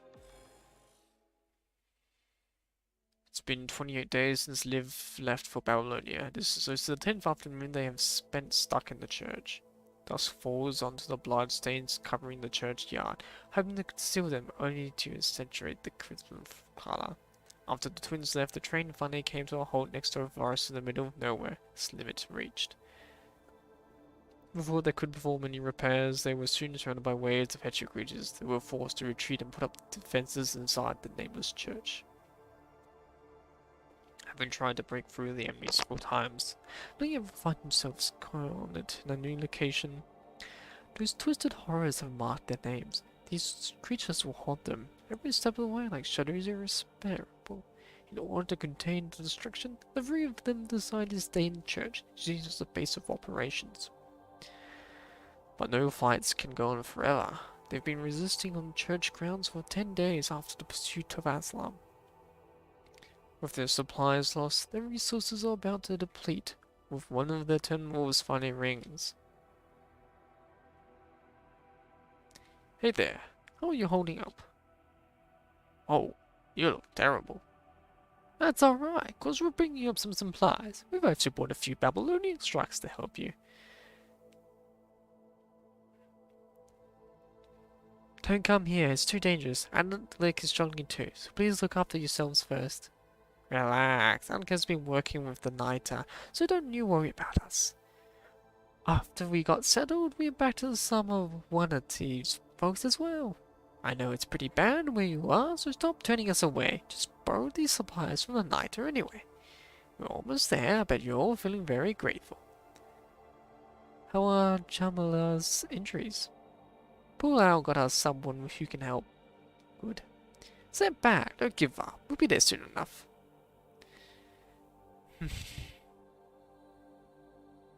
But it sure is pretty worse for we yet where. Ending the transmission, Lucia returns to the dust-filled room in this eerie silence. My boy Lee is very battered. Any news? Was Shangu and Sophia to bring us some supplies to repair ourselves? I told them not to come, but they insisted and said they'll be here soon. Lee does not answer. He's on the brink of collapse. His broken right arm is yet to be properly repaired, irritating from the infection. Dusk and silence, exhaustion and wounds, they will weave together a web that binds the two of them to the bench they are sitting on, with no hope to escape. Even when their struggles, time has not granted them room to breathe. Only when a speck of dust falls on her shoulder from the chandelier in the church does Lucia drag her damaged frame up, supporting herself with her katana. They're back. I'll get Chrome. His frozen attacks can still buy us some time. Any news from Babylonia? No, but our mission report and reinforcements requests have been received. Have they abandoned us? Lucia does not answer. Lucia does not know how to answer. They are already knee-deep in the impossible situation. The hedgehog creatures would still fight to the death even if Babylon sent in armies and transport crafts now. When the cost of the rescue mission outweighs the result, no life is worth more than a dozen others. To Lucian Lee, GrayRaven's spirit will live as long as living sword are safe on Babylonia. Except, we promise the four of us will always be together. We did. Too soon to give up. Shangu and Sophia are still on their way. I know. The devices that you made, are there any left? Not a lot. No one is willing to fall here. Even when their lives are like candles in the wind, the spirits are still burning bright.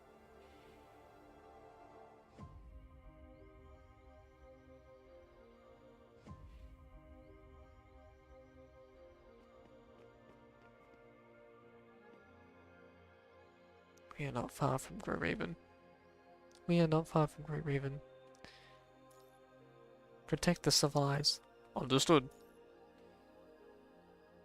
Hey, I'm back. There are corrupt and hatchet creatures ahead. Like what Lucian never said, there'll be a tough fight ahead. They are here.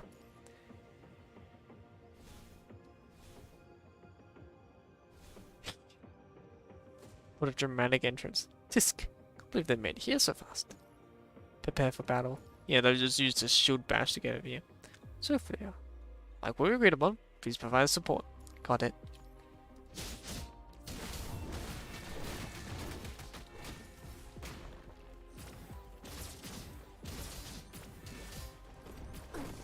Ow.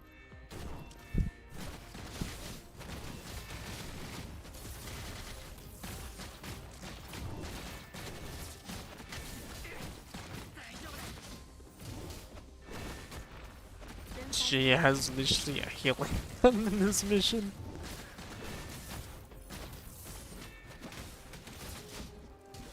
I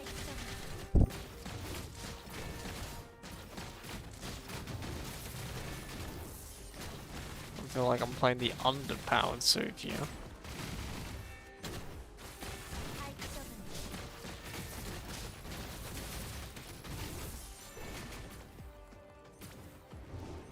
Alright, none of them need healing. Well, I probably would know when they have like high damage. We're gonna go reshoot it.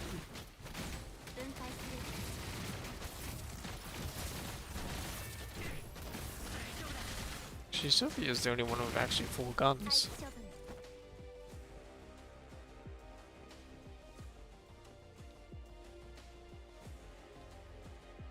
Are you still able to fight, Sophia? I still okay to provide some support, but you are severely damaged. Doesn't matter. We have you, don't we? According to the plan, the next escort team should be here. Officers? I'm tired of this, Sophia. I'm counting on your support.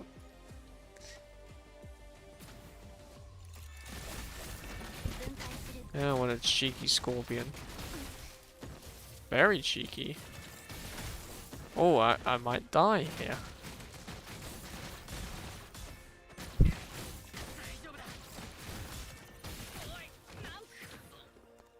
You're not dying on me today, Shangu. Or is it Shangu? I need to really practice my Mandarin. Jeez, I need to dodge more, that's what I need to do.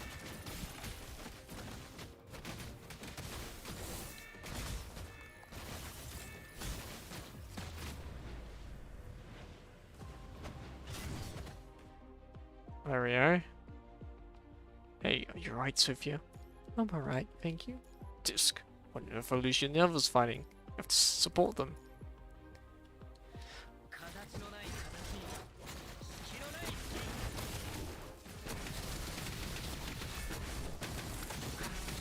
Let's give him a good old bash.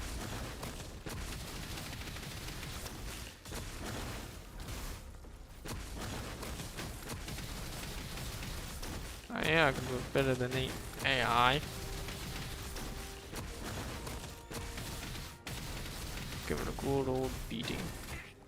Cheeky little mixy bugger. Hate the scorpions.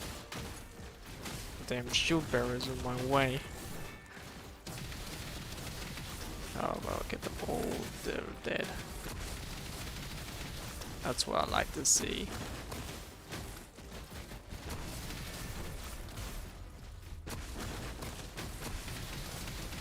Give them a good old beating. What the hell? I am not equipped to fight against this boss. So that's why I called boss. It's like someone from the church. We're gonna... oh.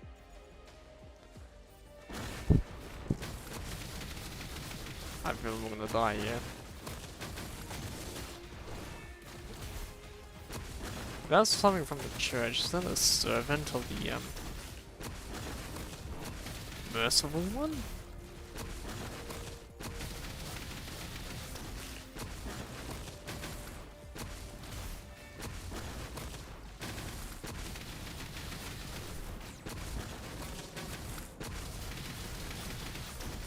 Should be interesting.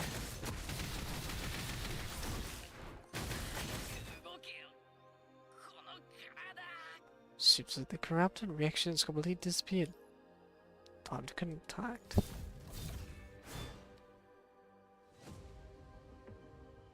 Shangu!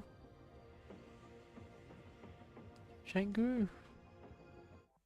Did he die? Heaven of pain.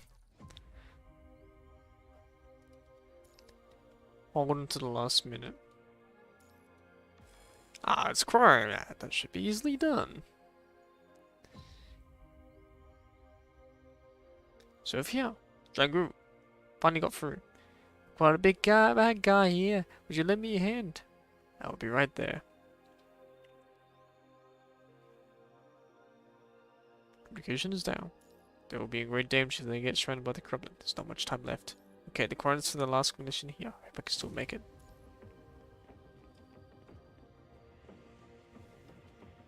I'm gonna have to defeat them. Time to use the modified frame. Frame is pretty damn powerful.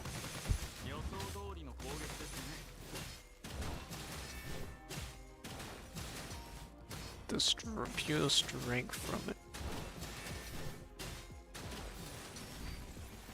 Oh. That's a fancy boy. And most of my health is already gone. I don't like the look of that.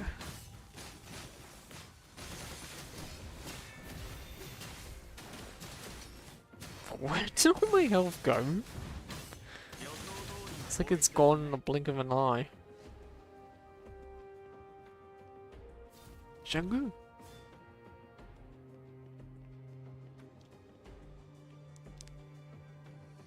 Sophie against them all. I want you to hurt my comrade again.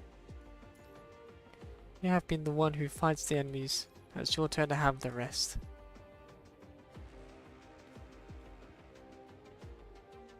Sophia, Shangu.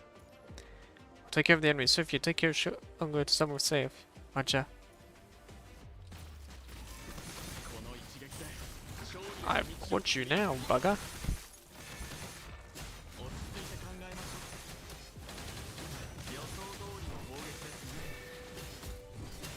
I'm using my shields and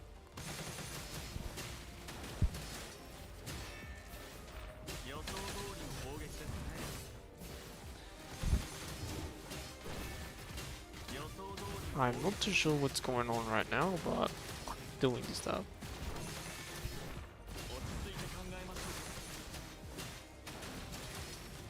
Okay, so if you're getting me some quick kills, much appreciated. Sophia, how's Shangu doing? He has been severely affected. I'm tuning up for him. We have to move. There are corrupted coming over the upper level. Find a way to meet with the escort team at the entrance. Yeah, let's go. Escort team got disconnected. They are under grave attack. Do you need our support? According to the last report, it's too late. Huh. At least she's already warned about this. But we still underestimate our enemies. Let's treat Shangu here. I'll protect you. Now here comes the fish. Well, if it's just fish, I can use this.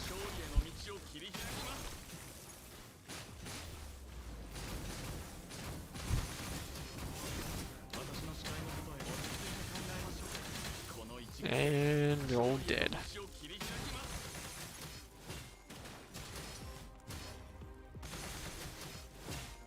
Thanks for coming.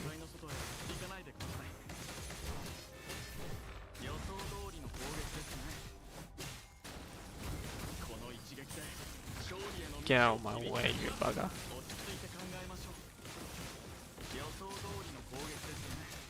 Gardeners are still one of the most hated enemies I have.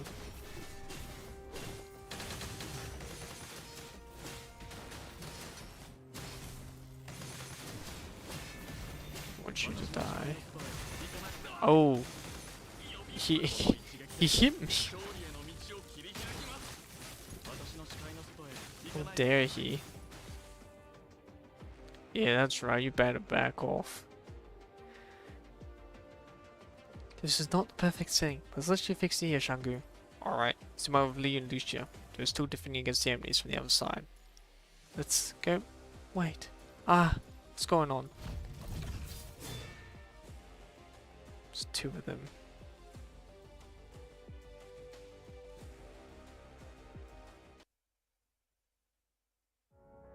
The corrupted attacking Shangu and Sophia fall before Chrome right afterward. Next wave of enemies have already arrived before you finish the time to inspect them. Like waves are crashing against the shore, the enemies are seemingly never ending. To stop them, Chrome has to be a dam. But whether as a construct, a specialized frame, or a strike or captain, no fire can burn forever. His flame will eventually extinguish. Kamui, Munchen, Kabul, Dad, and Svod. Where are you now? Are you all well? Chrome has been suppressing the urge to contact his companions during this time. Everyone is in a difficult situation. He cannot possibly ask any of them to abandon their own duties for his troubles. Not to mention that the situation here is doomed. Even if Babylon would send transport crafts down at this very moment, they will just be shot down by the countless corrupted and hatchet creatures. Is this the result of his poor judgment? After knowing his Svod had fallen unconscious, Chrome received a call from Azimov. Do you want to change back to the Arclight frame? Even though the Glory frame is stable as Arclight now, after the calibration? No. Other commandos can help you if your mind deviates now. Despite knowing the danger, Chrome rejected Asimov's offer. His reasons were simple. The challenging situation required a specialized frame. That was not poor dungeon. Chrome could not have made it until now had he changed back to Arclight frame. Or was it when he decided to board the train? Could he have avoided this hardship if he led his team back to the conservation area earlier? Sure, but I never would have done it. He knew full well that the danger this path would pose would be more than he could bear, so all he's done is came up with his more contingency plans instead of returning to the safety of the conservation area. That was a tough fight. Even if we were not there, there would be even fewer survivors. Chrome would never put his own life over others. Then his only one answer. I made the right choice. His right choices have led him here, bathed in crimson, surrounded by howls. I can't fall yet. I have to protect them. Ignoring the pain, Chrome clutches his weapon once again. How many times has he done this? As if his body is the ship caught in the waves, his faith, the fuel that feeds the engine's flame. Chrome is burning hard to fight the infinite storm and ocean. Except, there is no end to the ocean storm. Can the same be said of his body? The hatchet creatures mix with the corrupted like a harvest ripe for reaping.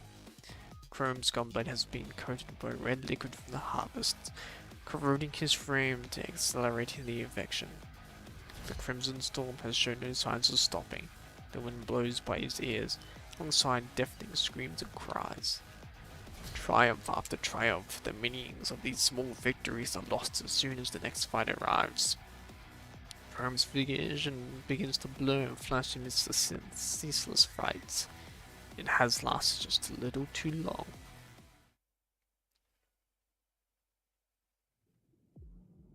He's not sure when he realized the wind and screaming have stopped. Before him, it's just pure whiteness. Is it over? No, probably is not. But Chrome has already reached his limit and he can move no more. Just a small break from before getting back to it again. Can't fall yet. There has to be a way. With that, Chrome slowly closes his eyes inside the white light. I'm sorry. Please wait for me.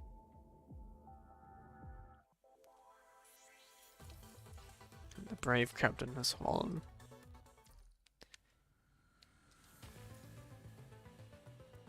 Rage against the light.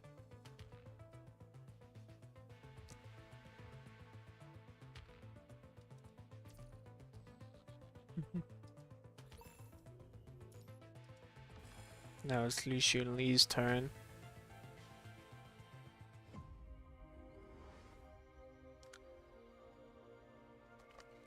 Well, Chrome is going for backup. Roger. Heading to Shangu and Sofia.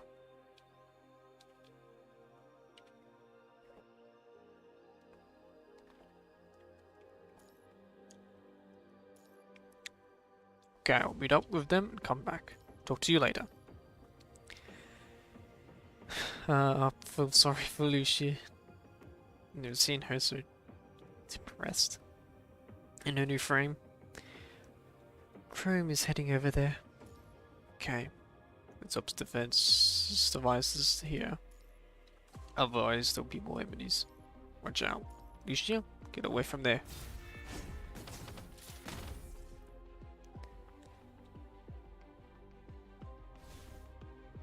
There's still monsters coming over. Find a chance to meet up with Chrome and the others. There are many coming from the top of the clock tower of the church. It will be worse if we can't set up defense devices.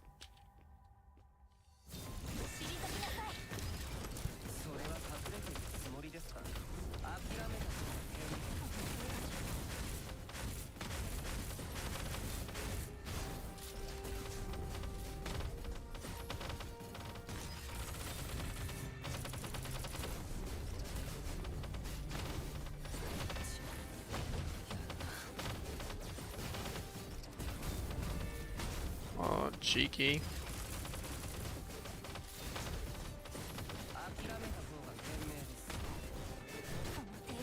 I'll let you together be gone from my side.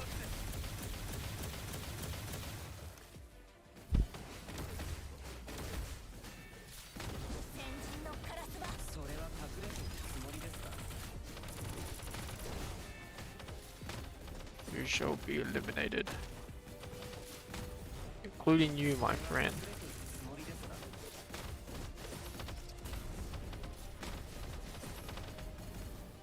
The situation's under control. Go, Chrome. Okay, let's finish the enemies on the path.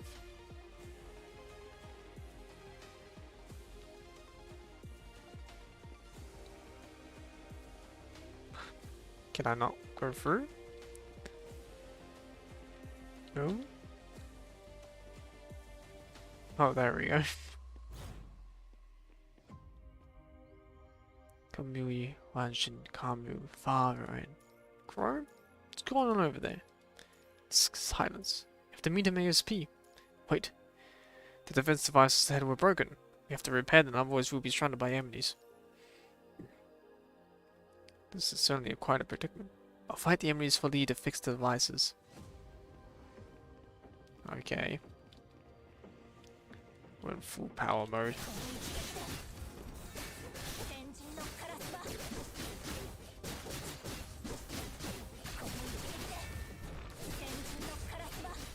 Yeah, my ice form is not activating.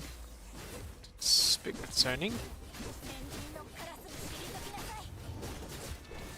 That's all my powers of my ice form.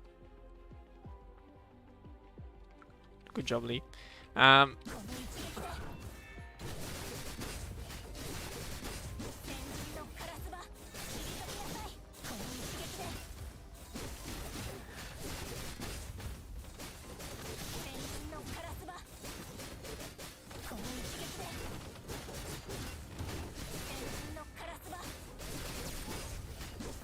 Get out of here, you vermin. Bloody fish.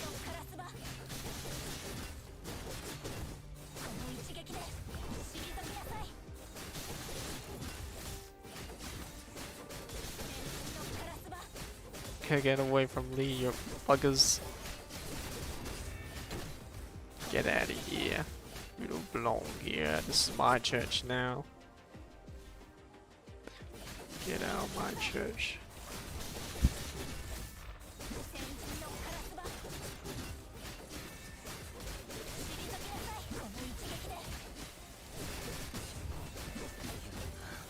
Be gone.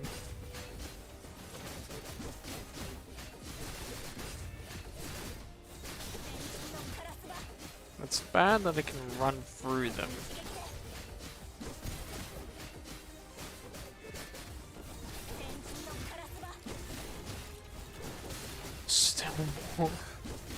This really is endless. As long as I dodge at the right times, I'll be fine.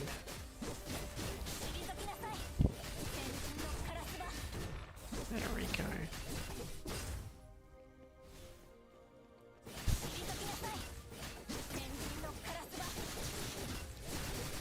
Get out of here.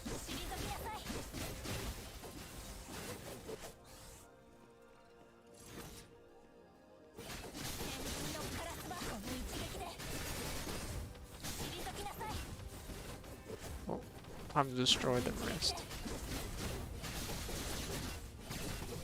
Is it done?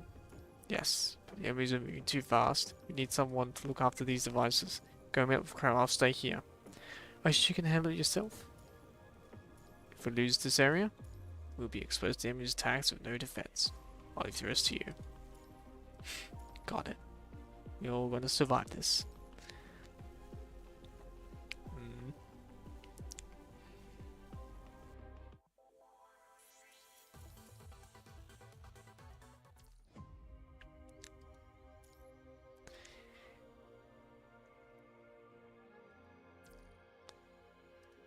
So much almost to the end.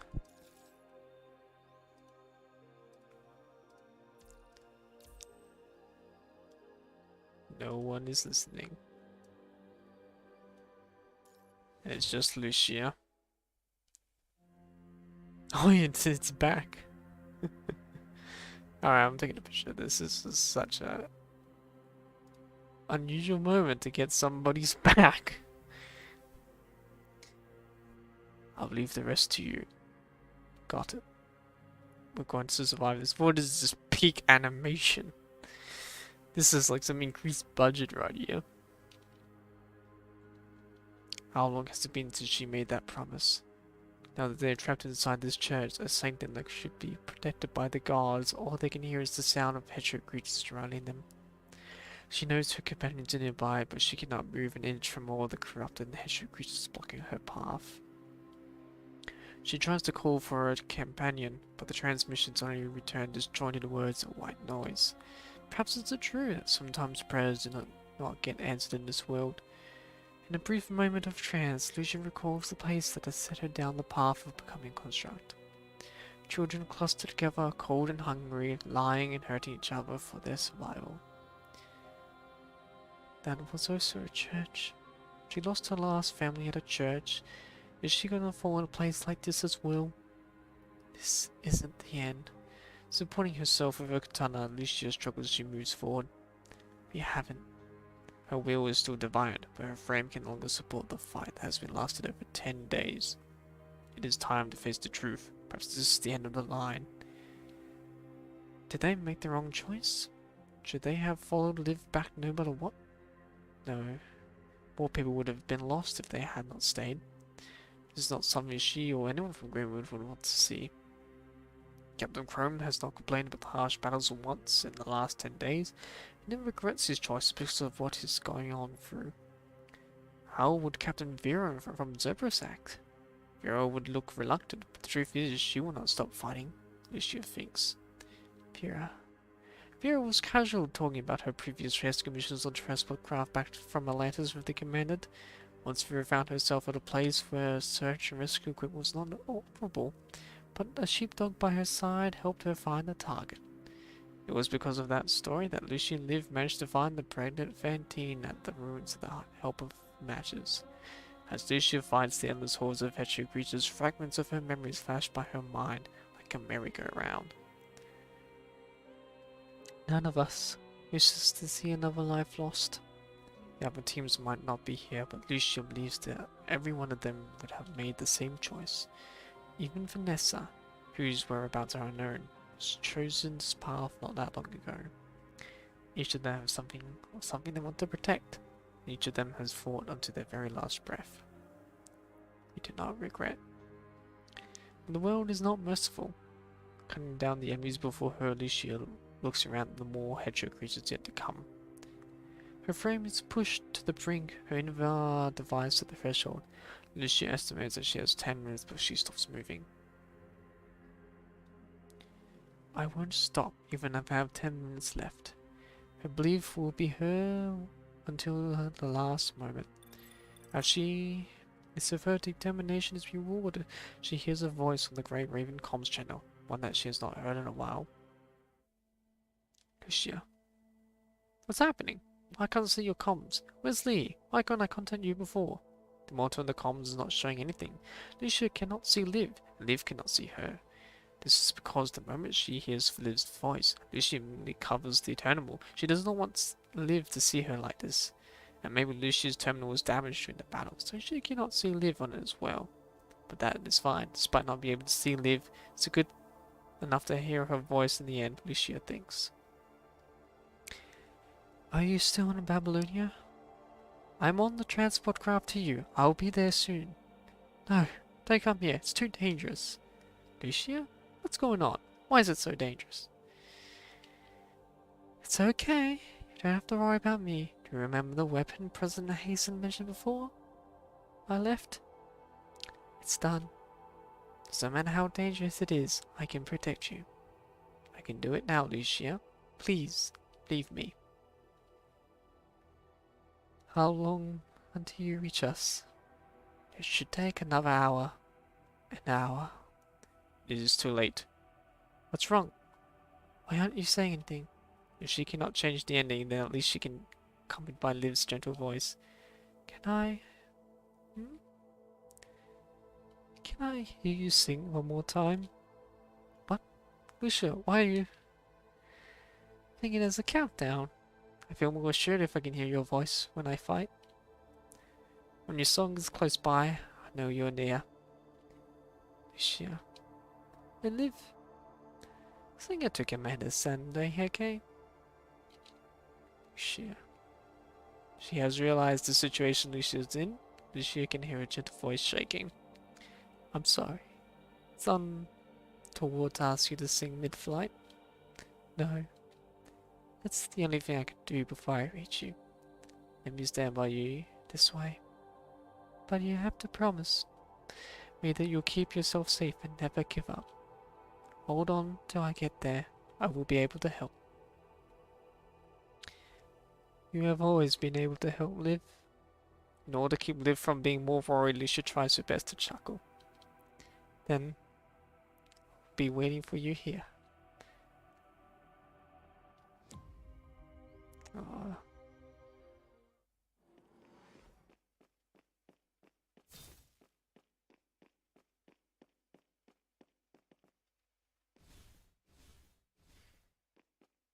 This is the final countdown. We are surrounded again. Our comrades are not far from us. We have to make them to meet up with them.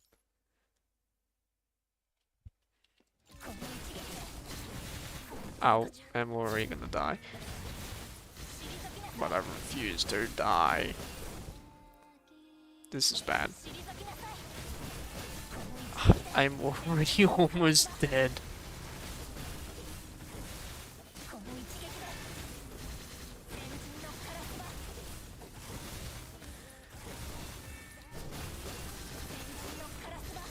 Not taking me down that easy.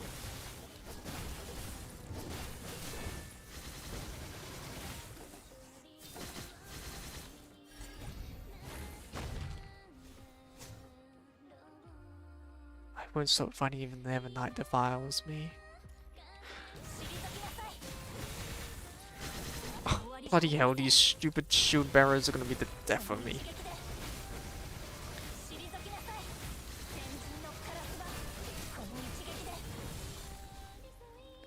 And you're not gonna live through this, you little bugger, you little twit, you little bugger, you little twit.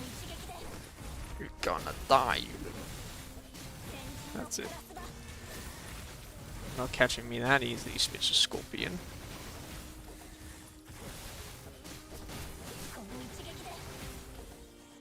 No matter how many enemies are there. The real threat here is the stupid bearers.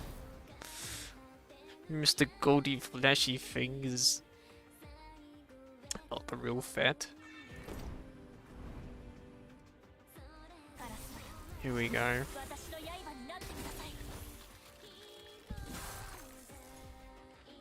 I have to do this the old-fashioned way.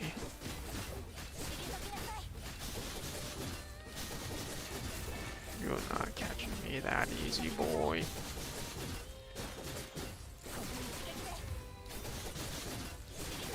I will smash you into the ground if you belong.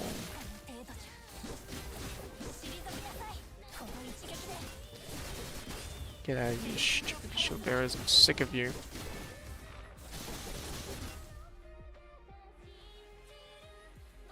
That's a nice song, Liv. Sorry, Jamala.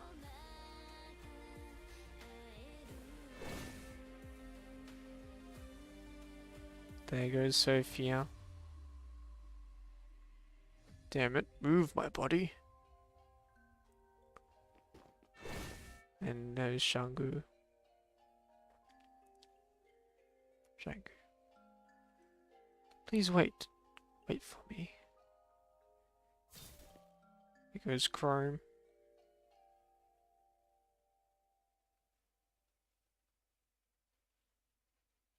I'll leave the rest to you. There goes Lee.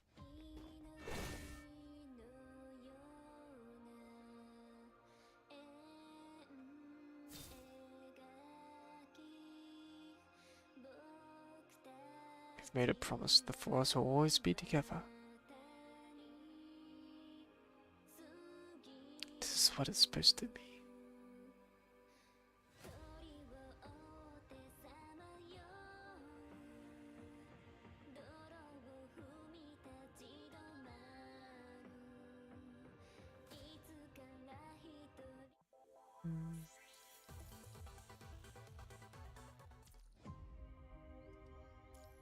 The fifth farewell. Last 9 hours to live. Here we go. We're almost near to the end. Time is taking to change. Her frame is longer than usual, but she is filled with anticipation and uncertainty. Liv closes her eyes as two sets of eyes watch her, but she wakes up in a flock of whispering crowds. With her intense migraine in her mind, Liv struggles to open her eyes, looking forward through the haze and darkness. The familiar leaders stand before her, offering caring words of comfort. After they step back, faces strange or familiar begin to approach her. Most of them are councilmen from the parliament. Apart from the administrators of Star of Life and Bianca, Liv can only just recognize which departments the outfit belongs from the badges they are wearing. They are ecstatic, intrigued, ruminative, all kinds of emotions sent on Liv filtered through their gazes. They are bringing with passion if it's staying as a valuable piece of art, but there is a calmness. They did not see Liv amidst all her mechanical parts. One of them is a woman from the control court who walks toward Liv and hands her a golden brooch.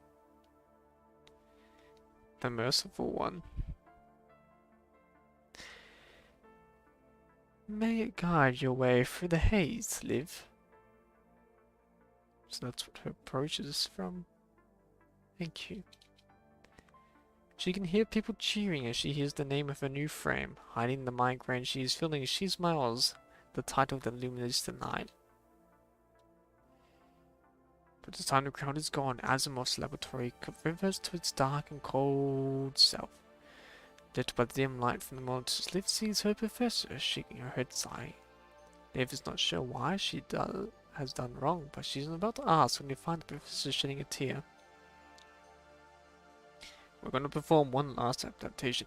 It will take approximately 2 hours.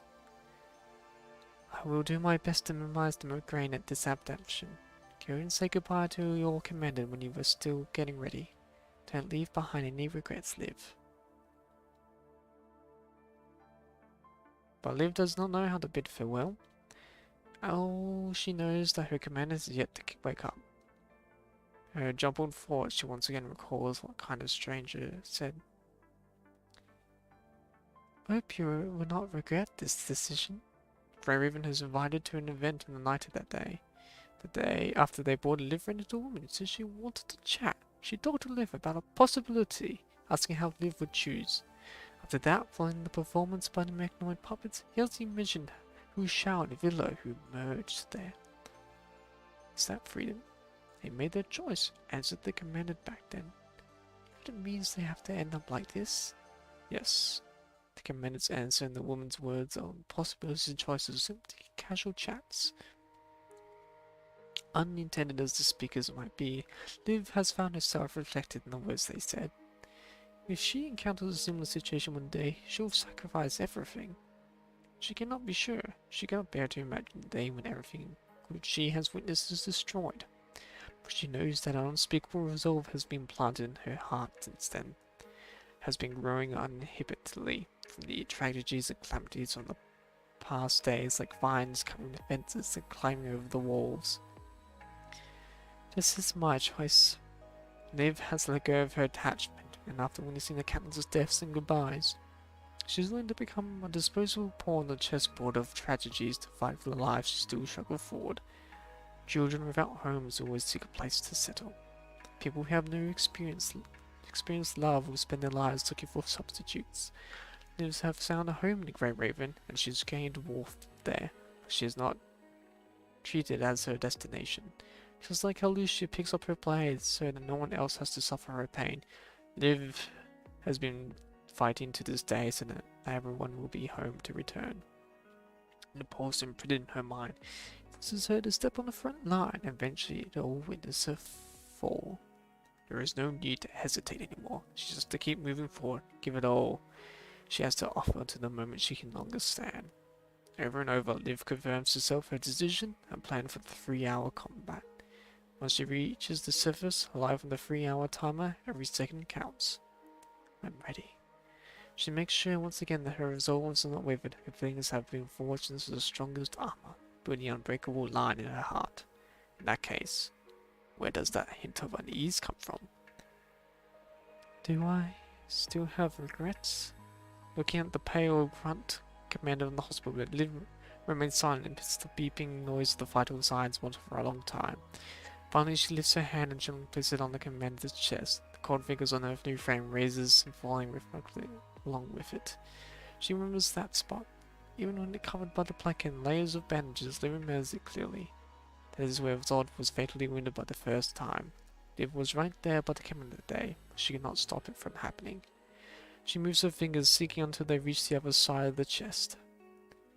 Liv also remembers that spot, a scar left behind when a loose rock hit the commander in City 3075. She wanted to follow the commander that day, but she was stopped. Then her hands stroked past the commander's legs, which have gone frail from lying in the bed motionless for so long. She caressed the commander's delicate neck, cheek, and faded the scar on the commander's forehead. If someone wanted, all these scars could have been removed for the advancement in technology.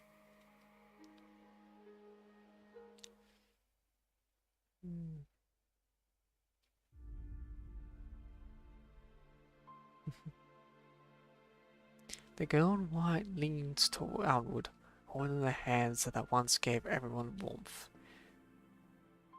But I remember, Commander. Whether the marks are there or not, I remember. Remember every scar, remember your pain, and remember your every thought. Struggle in the moment of weakness. The shape of your silhouette, the warmth in your hands. Your dreams, our dreams.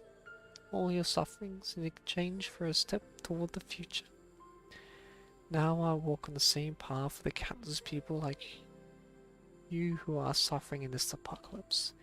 I have a chance to make a change. I finally stop feeling powerless.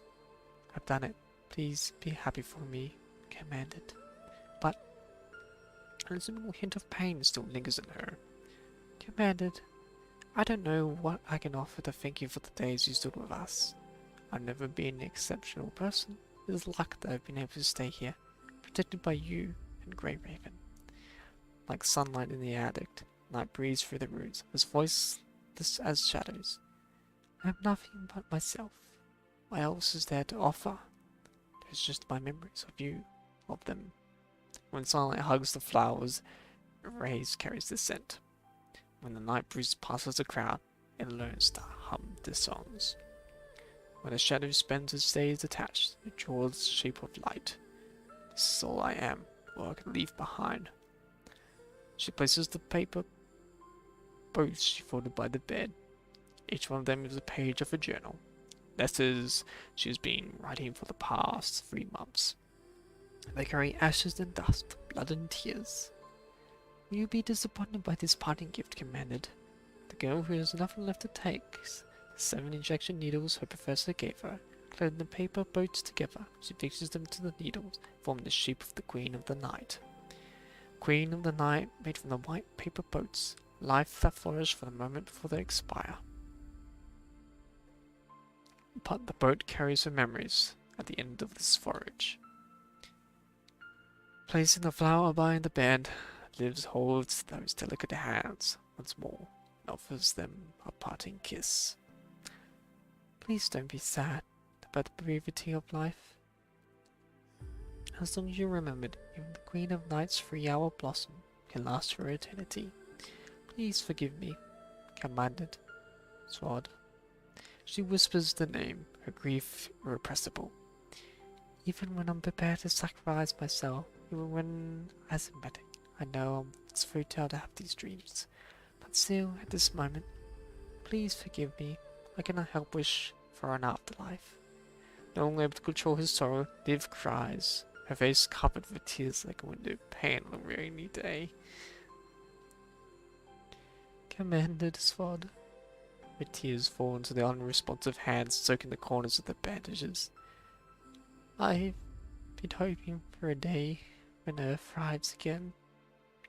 When you can see the flowers blooming in ruins and people laughing by their new homes. This place no more. I love this world so much. I love all your smiles. Humans, constructs, machines, plants, animals, insects, bacteria.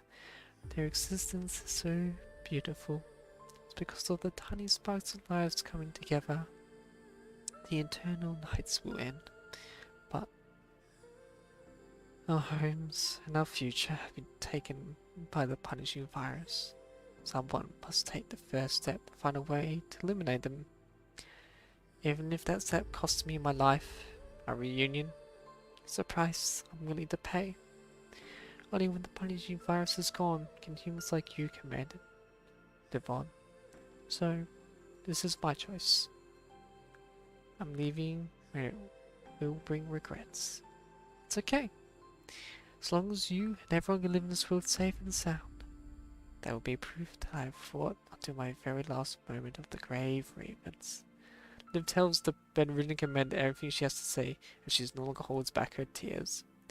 All her pain has been lost in time, her last drop of sorrow carried away like tears in rain. She hears a knock on the door. Time to go. Time's up. One more adaptation, and I will be gone. She fiddles with the paper flower one last time before standing up. With this invisible affection, she bows to the commandant. It is my honor to learn from you all. I'm sorry. It's time for me to leave, Grey Raven. Thank you, commandant. I'll take my leave. And I'm gonna say this now. Liv is best girl. Oh, we got audio from Hanson. Alright, just let the Japanese guy speak.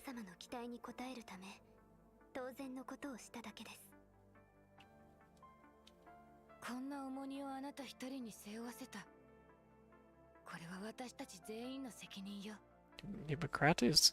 I'm not used to hearing voices. 誰かがやらねばならないことですから、ご信頼感謝します。教授がヒポクラテスを名乗るのは視界に背いてはいけないと学生に伝えるためですよね。視界の日から私の願いは変わりません。病気の人たちの健康と幸せ、そしてあらゆる命を尊び、一生を人類に捧げます。Liv is precious. 教授の弟子として皆様の導きのもと成長できました。とても光栄です。私は絶対にヒポクラテスの誓いを忘れません。これが私の願いですから。もう私からあなたに教えることはないよね。リーフ、卒業よ。はい。ありがとうございます、教授。ありがとうございます。次の降下目標地点はグレイレイブン隊とクロムがいる教会の廃墟だ。座標から見て人型生命体もその付近にいるだろう。みんなは無事ですか？ Ah, classic live pose. 通信がつながった。輸送中に彼らと連絡を取るといい。わかりました。リーフ、人類の希望と命、君に預けたぞ。はい。絶対にご期待に応え Anson does sound like a gruff wolf veteran, so I guess it makes sense. Everything's been through.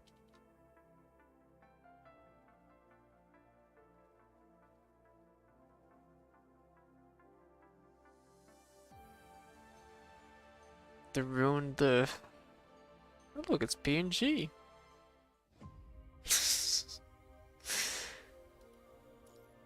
Sixth death.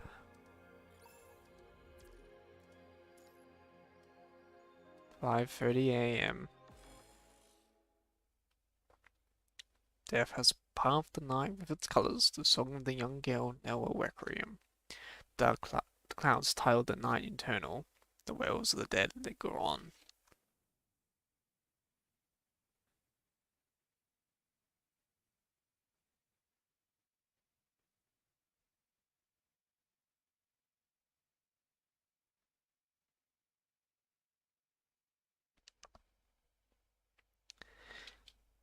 Crimson waves gather near the transport craft, once again trying to drag it to the ground. Smoke rises from the wreckage from the craft, but the flames have not taken any life. The constructs guarding the craft exit the craft safely, parachuting their way down. Looking up, they can see dawn has arrived. The frame, white in color, stainless and divine, stretches its wings, defying gravity, hovering by the top of the church's clock tower. This is her last fight. She will become the vessel of science and hope, and change to eradicate the gravely imprinted shadow of the punishing virus. Stepping on the staircase of light, she declares war on the endless night.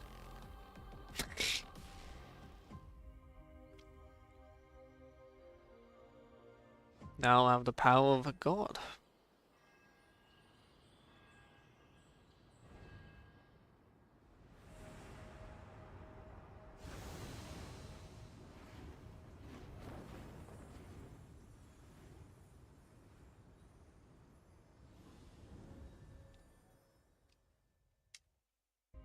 I just wondered why the battles at the church.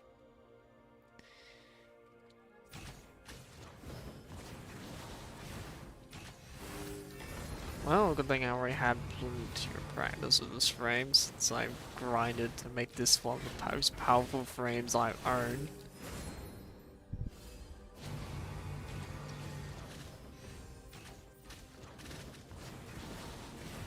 I have the power of a god.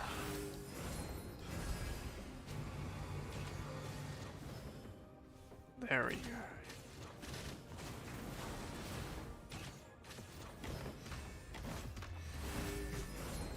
Be gone from my sight. Everyone. Where am I? What time is it? My memory's a bit blurry. I remember. I was infected, lost consciousness. Why am I here? Babylonia has come a way to cure the corrupted. We just recovered from the corrupted status and still need time to adjust. Leave this to me. Area. Deadly created. It's about to be overloaded. I already know how to use this frame. Thanks. Are these corrupted that make noise that guarded this church? Lee, allow me to borrow your device, Sippy. Sorry, you're not allowed to go through here.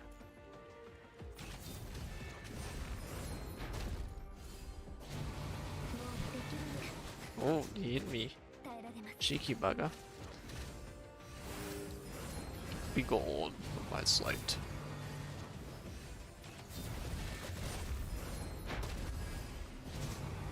There we go. There are two severe punishing virus signals ahead. The twins? They seem very weak. Lucia. You've been waiting for me, but I'm still late. I can't give up. I have to take you back. They become corrupted.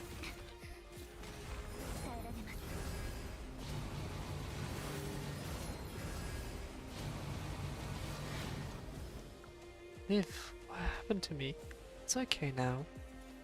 No matter how many lives the Punish Virus has taken, long the Dark Night will be.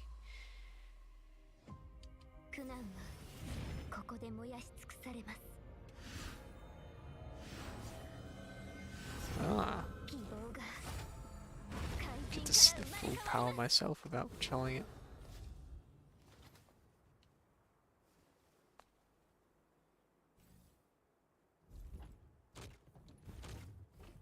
Still more come. Every construct has been infected in the world.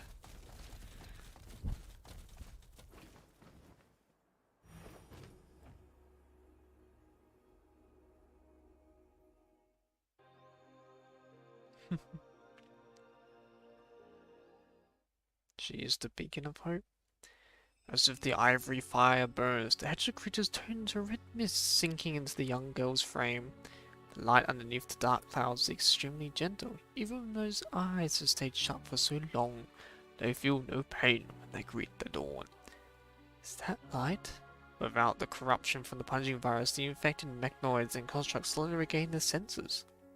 How am I here? Hey, you're awake too. This is a miracle. No longer needing to fear the uncontrollable virus, no longer needing to kill their comrades, the crowd is bonding with joy and perseverance. Hey, we need someone over here. You got it. Together they form an impenetrable line of defense, buying time for Liv's advances.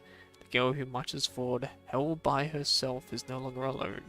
With their protection, the Frame Imperia becomes a monster that devours monsters, casting its ivory flame upon the infected crowd, reclaiming humanity's domain from the Crimson River. The day has finally arrived. This is just a drop of the cure on the wound the size of the planet. But humankind has already paid a hefty price to find a cure that can heal this rot. Every construct who wakes up is cheering. A new morning has arrived. A clear sky is sure to follow. It's all going well. As the researchers have planned, the punishing virus is being funneled into Liv's mind by her frame. But as they expected, Liv cannot channel the punishing virus into power as a non-agent. The effectiveness of the Omega weapon is limited, and the album of Sword virus is slowly accumulating. Liv has not been controlling the rate it draws the punishing virus, nor has she wanted to. Despite its name, Imperia is nevertheless ephemeral. It lasts but a moment. No time to waste, just like the Queen of Nights blossom. For 3 hours, Liv pushes herself to her absolute limit.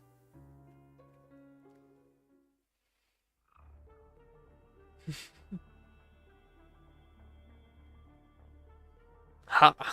I can't believe the extent of this power. Not has it cleared a large amount of corrupted, but even work up a bunch of them. That's marvelous. It's nothing compared to the amount of corrupted around the world, sure, but this is a brilliant start. I dare say I can feel the smiles of those who sacrificed for Project Winter. Looking at Liv on the monitor, Collins sheds a drop of passionate tears. A shame that she has to trade her life for such a brief and tiny spark.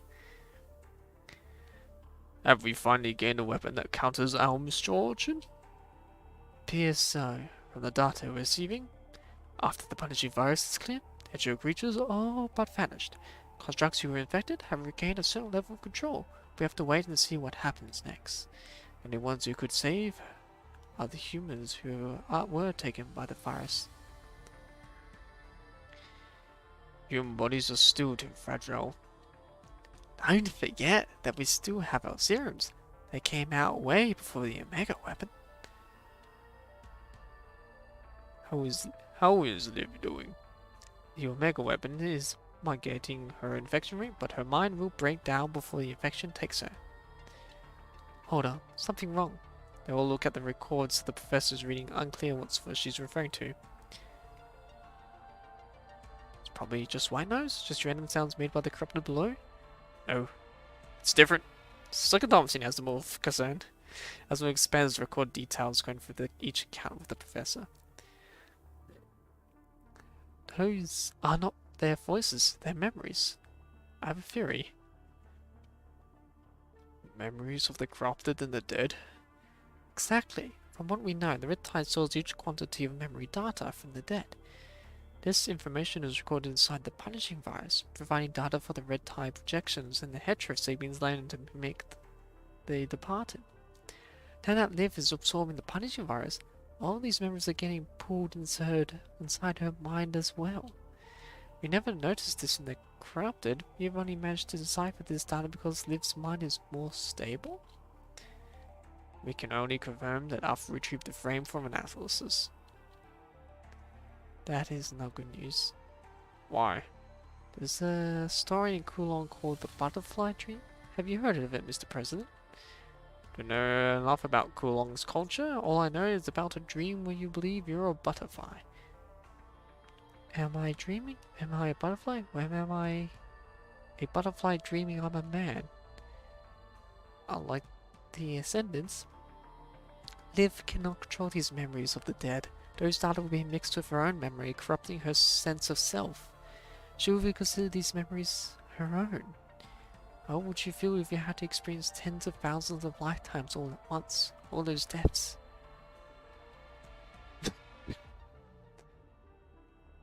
Will the test result be affected?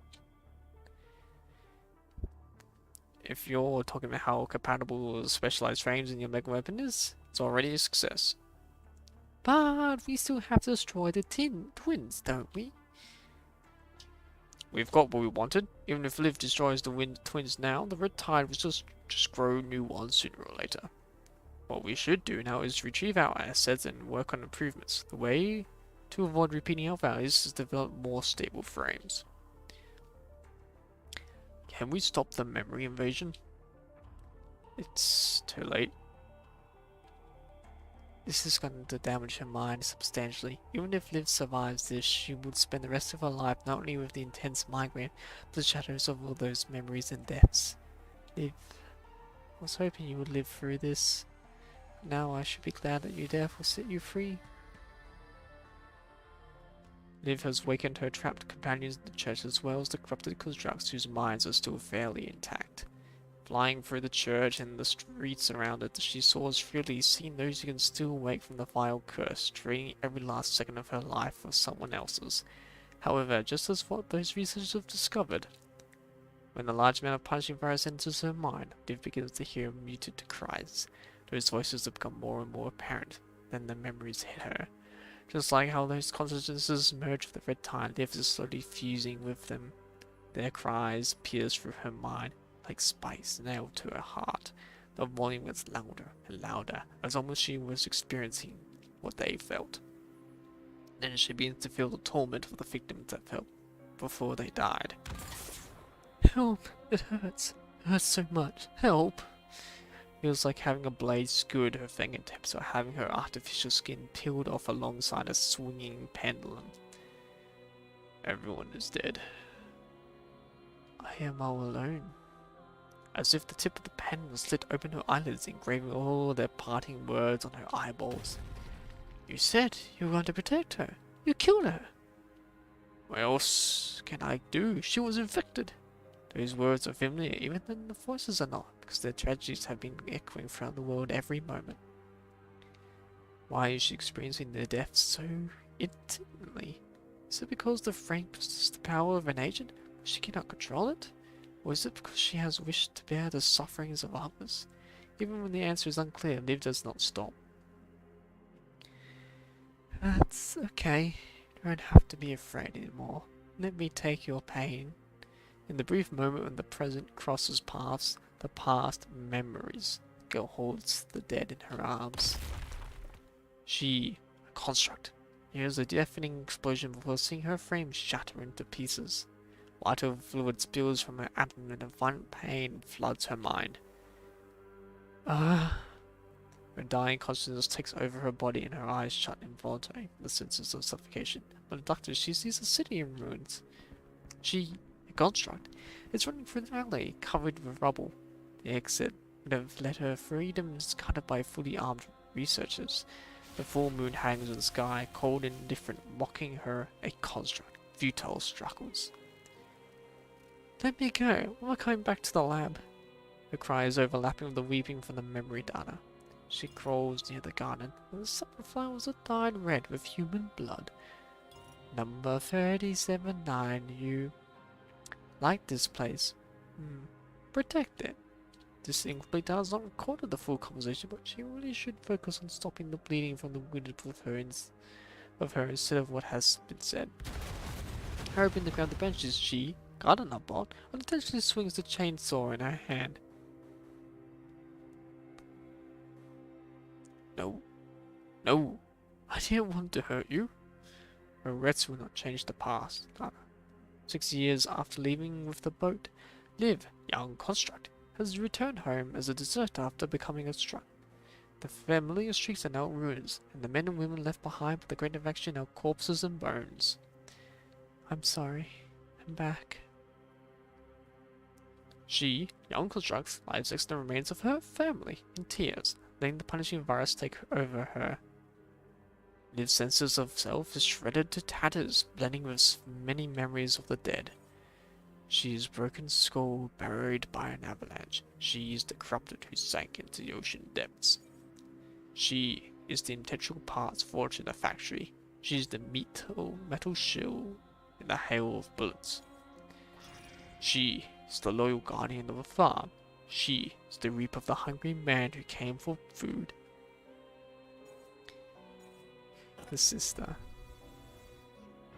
She is the nurse who holds a sleeping baby.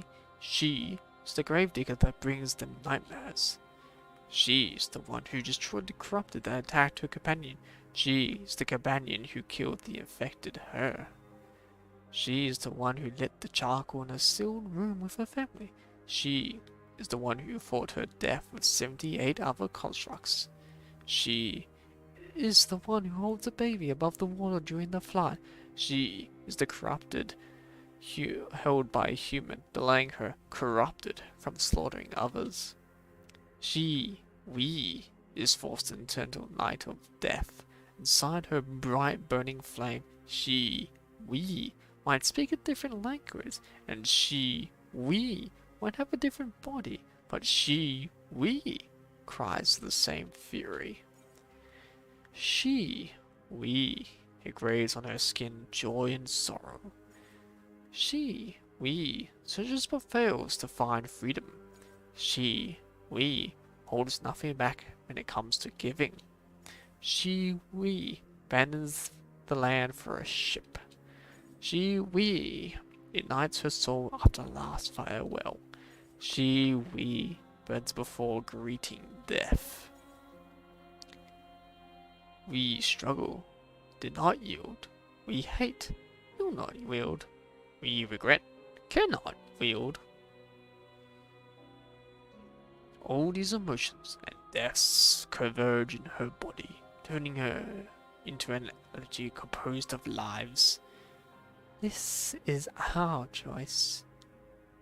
If it is possible to protect that small spark from the darkness, we, is willing to give everything for the will that brought us to life.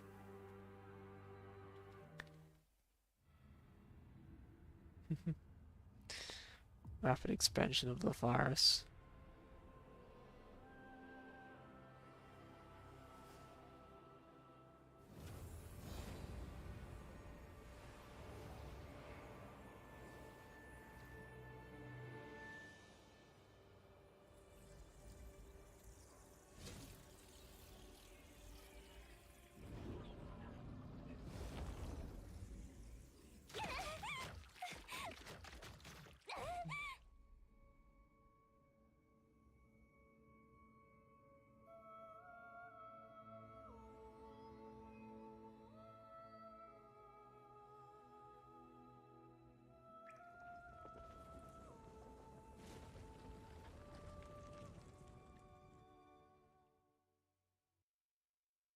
feels like an endless dream that is drowned in tears, trapped in a cell of vines and thorns. You have no idea how long you have lingered there. Suddenly, you feel your right hand burning. You look to find a scorching trail of tears on the back of your hand. Who left those tears? The companions by your side are long gone. All that is left is a splatter of blood leading to the distance. Don't go. Following the trail, you are once again lost in the boundless mist. However many times has it been? No matter how you wrestle and look, you cannot find a way out of here. How long do you have to stay here still? Will you never wake up? You cry out your companions' names, but you can hear your echo return. They are not here anymore. What should I? Losing a direction to walk forward, you kneel inside the endless cage, weary and exhausted. Ah. So you're the one who's been crying out. Out of nowhere, you hear an unfamiliar but gentle voice. Who's there? Do you want to get out of here? A few more days and the efforts will finally break this cage. Except, I'm afraid it'll be too late if we wait for them. Do you want my help? To wake you up when your decisions still matter? So you can afford your own path and make your own choices? Until the day of the eternal winter.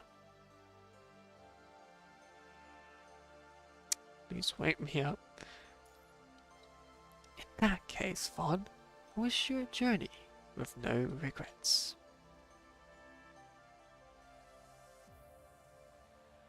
we get saved by the merciful. What is the merciful's endgame?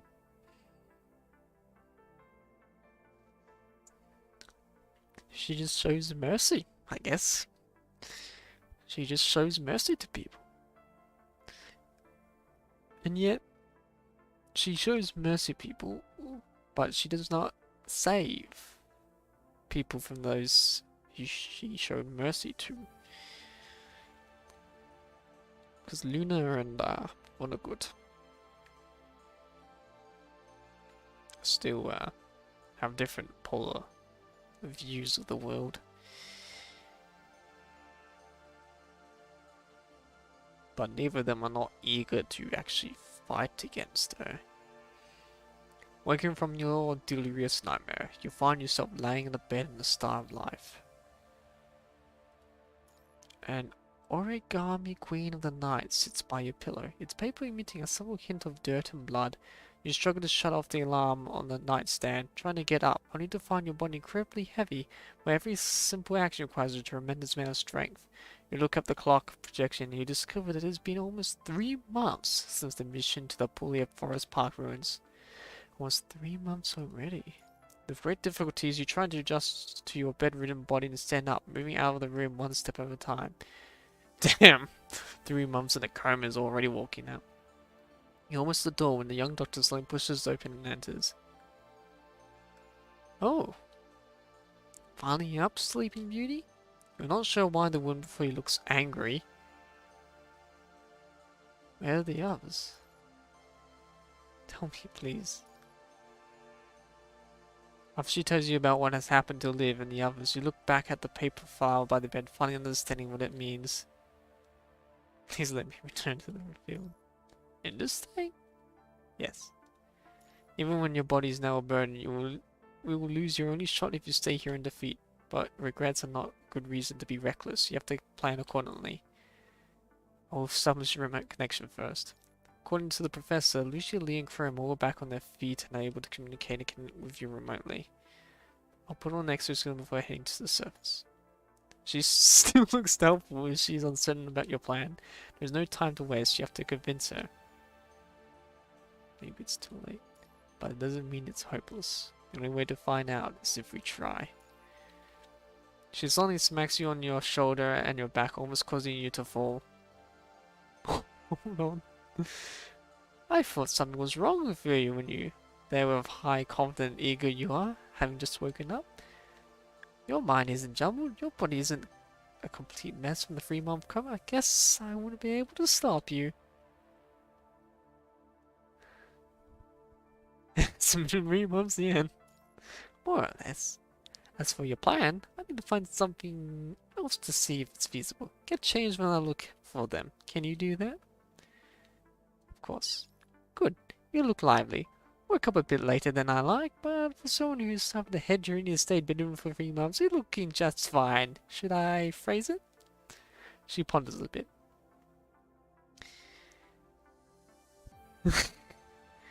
I'm just lucky. You can be the luckiest dead person in the world if not for the doctors and nurses to treat you and the medical technologies to fix you up. Be appreciative. Then she whacks you on the back hard.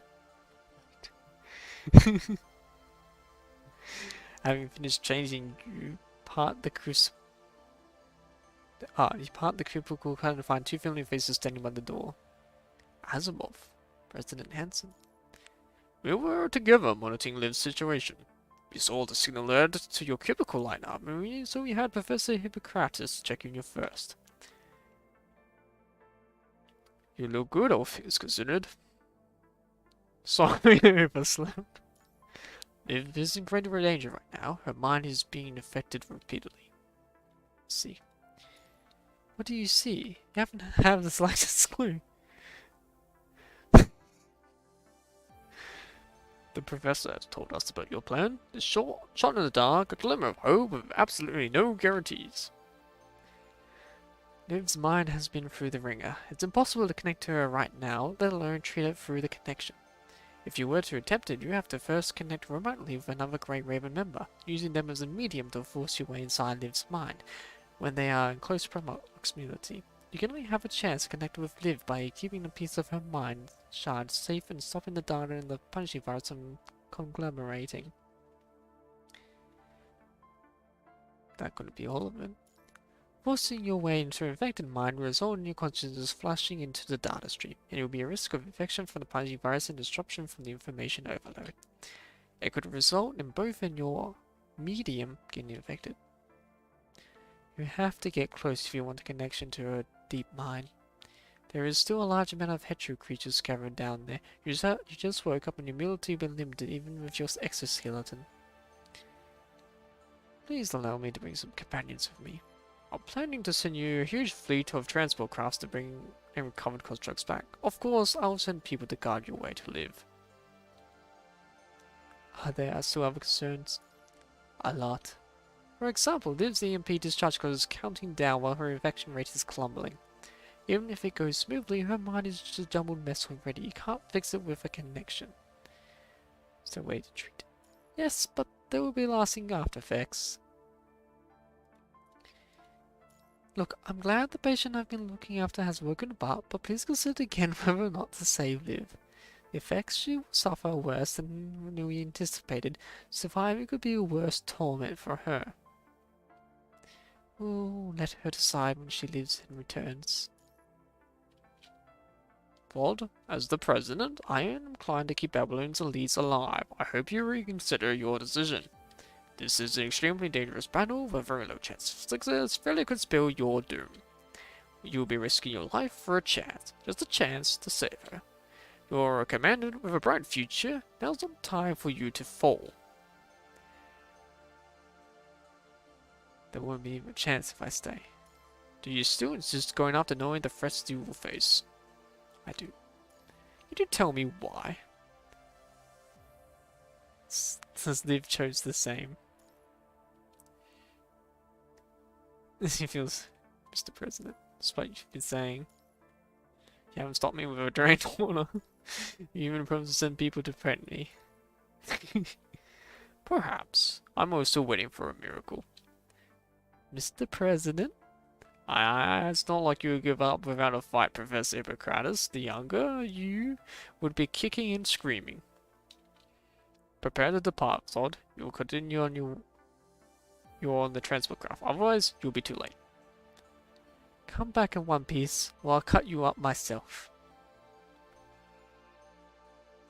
Try and miss the voice. She starts frowning. Oh, Commander is the doctor's worst nightmare.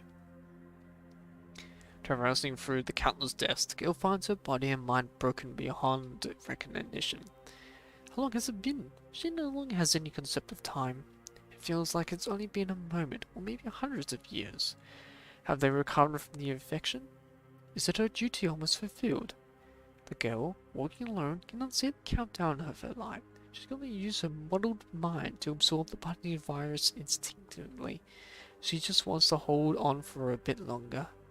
She can help no more person than she expected. She will feel a little less regret in the end. With that thought in mind, she walks to the finish line, one step at a time. Difficult as it may be, it's time to go. Live! In the dark voice, her voice drowns out all mournful wails. Who is that? Come back! The familiar voice cries, heart machine harrowing. Come back! Look at me, Liv. Liv! I don't want to lose anyone anymore. Being drawn to the unrelenting shout, Liv tries her best to focus, turning toward where the voice comes from. Because of that, her muddled consciousness finally gets a chance to breathe, breaking away from the suffocating infection. In that next moment, distorted memories of the deaths from into the vomit ships piling before her into a cityscape. This is... The inverted city is littered with non-Aleutian geometry within its projection as limos of a lot of familiar figures. Now, this is just a hypothesis, yet to be confirmed, but when the punishing virus drawn by the specialized rain outpaces the rate of the MIKU weapon can absorb it, the infection passes your threshold. You might be able to enter the Ascension network of consciousness with the help of this frame. Is this what the Ascension network looks like? Metaphorically speaking, when presented with something beyond comprehension, humans won't be able to perceive its true form, like how three-dimensional beings cannot understand four or more dimensions. Now, all you can do is enter what you can from what you cannot. Whose voice is this? Was this the memory of someone once her? His voice, it sounds like... May I guide your way through the haze, Liv. May you return unharmed. Constructs you connect with the Ascension network for the first time will usually find talent that belongs to them. Consider it as a visit to the fortune teller. Why am I hearing this? If because you, she, desire, want answers, to know secrets. Many voices combined into one, seemingly entering Liv or perhaps repeating a conversation that once happened here. Their cold, emotionless tone reminds Liv of another voice she heard not too long ago. Is the Ascension network something similar to Gestal? This time she does not hear any replies. Unable to find the answer to her question, nor the source of the wails, Liv, however, feels incredibly serene. That's actually the first time I heard someone describe the Ascension network similar to Gestal. That is the most interesting. As if time has stood still, Liv no longer feels any pain as long as she stays here. It's like death. How about she just stay here? I think I've fulfilled my duty. Then stay here. And she closes her eyes again. She hears the heart-treading cry once more. Don't go. No? Having experienced tens of thousands of deaths, the girl is completely broken. Even so, she cannot let the heartbroken voice go. Can I hold on for a little longer? She considers incapable of choosing from unknowns. Dark voice seems to respond to her doubt and splits into two paths that lead somewhere in the distance. The road leads ahead with a sign that says future, appearing out of nowhere. Another road leads back, but with a sign that says past.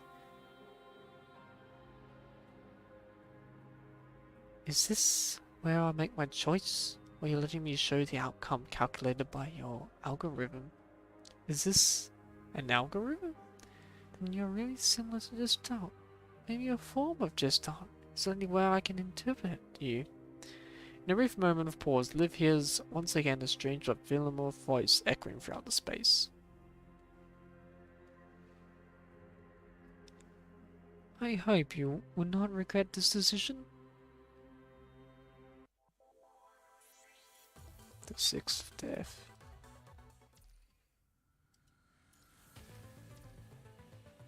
To death. To life. Since we're almost I might as well continue.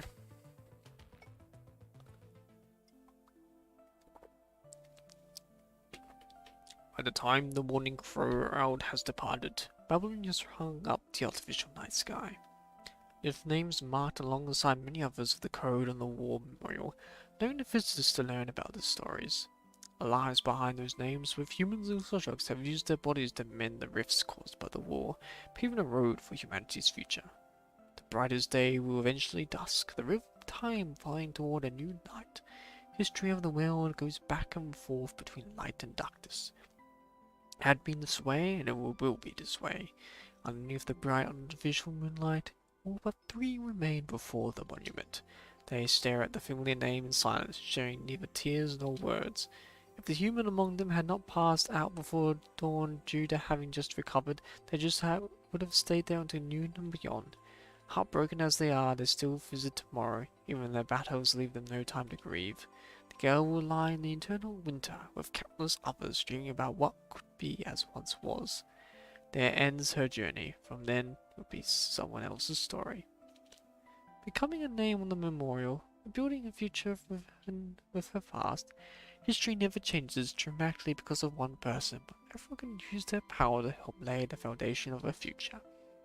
If the future is filled with difficulties, perhaps it's easiest for her to depart at her most glorious moment, no longer having to suffer any pain. But her heart still worries for her companions. The algorithm response to her question extends the scene onward. A few days later, she sees a familiar figure. It's Lucia. Lucia places a sheep plush in front of the memorial before sitting down as the place is empty at this late hour.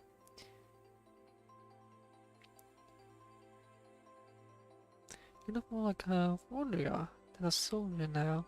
Is that how you are sometimes, Lucia? Lucia cannot hear the past calling for her. She just sits down, talking to herself. Liv, this is the second time I lost a teammate unprepared. I'm sorry, but the day you left, I was so angry. Not at you. I was angry at myself, that those who withheld the truth. I cannot tell that it was part of... I could tell that it was part of Project Winter, but I only heard the truth about it when I brought you back here. But what happened to you? I don't know a better way. Commander woke up a few days after you were gone. If you waited a little bit longer before coming for us, would you have lived? Lucia shakes her hand, answering herself. If you had done that, we could lose Lee, Chrome, Shangu, and Sophia. And me. They were more injured than I was. And I was the last one who could still move because they were guiding the way to me. And in the end, you helped us destroy the twins. I've been thinking these past few days. If I go back in time, what could I have done to protect you? But I can't think of anything that would have saved you. Unless I trade your life with others. But you wouldn't have wanted to see that. Liv, do you know that Lee... let's not continue. After a while, Lucia has left, and Dumbledore stands before the war memorial. Liv. He greets her before falling into a long silence as he has to say is being said wordlessly. He only moves when the time on his terminal rings and looks down, frowning. I'm here to say goodbye. He goes quiet again after that, considering for a moment. In the end, he chooses to leave those words unsaid. Farewell. All your things and feels are distilled into a simple goodbye, drifting away into the light and casting in the square. Ah, poor Lee. He never returns after that. He has disappeared, or he has his path too far removed from what Liv can anticipate. Time passes day after day. Every time the Commander and Lucia comes to visit together, Liv can see the marks time leaves on the Commander's body. Later, people can mention a snowstorm on the surface. It seems that a very difficult winter is coming. After that, the Commander's name is put next to Liv's at the memorial surface.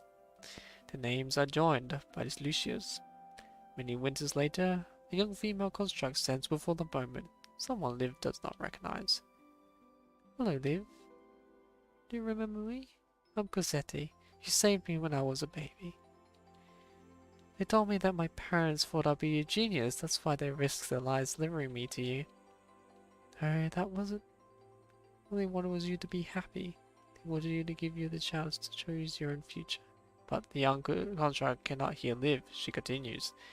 What would I have achieved? I'm just a support construct. I can't do anything well.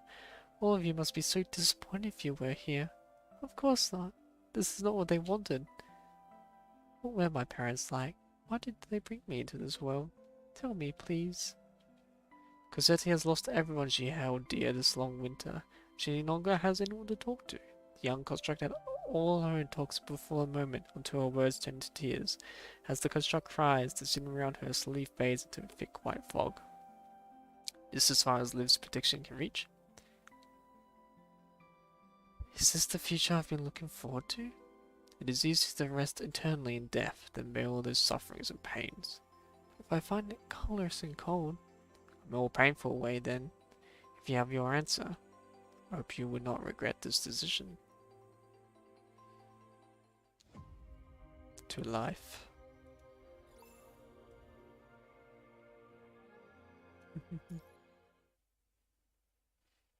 From death comes life.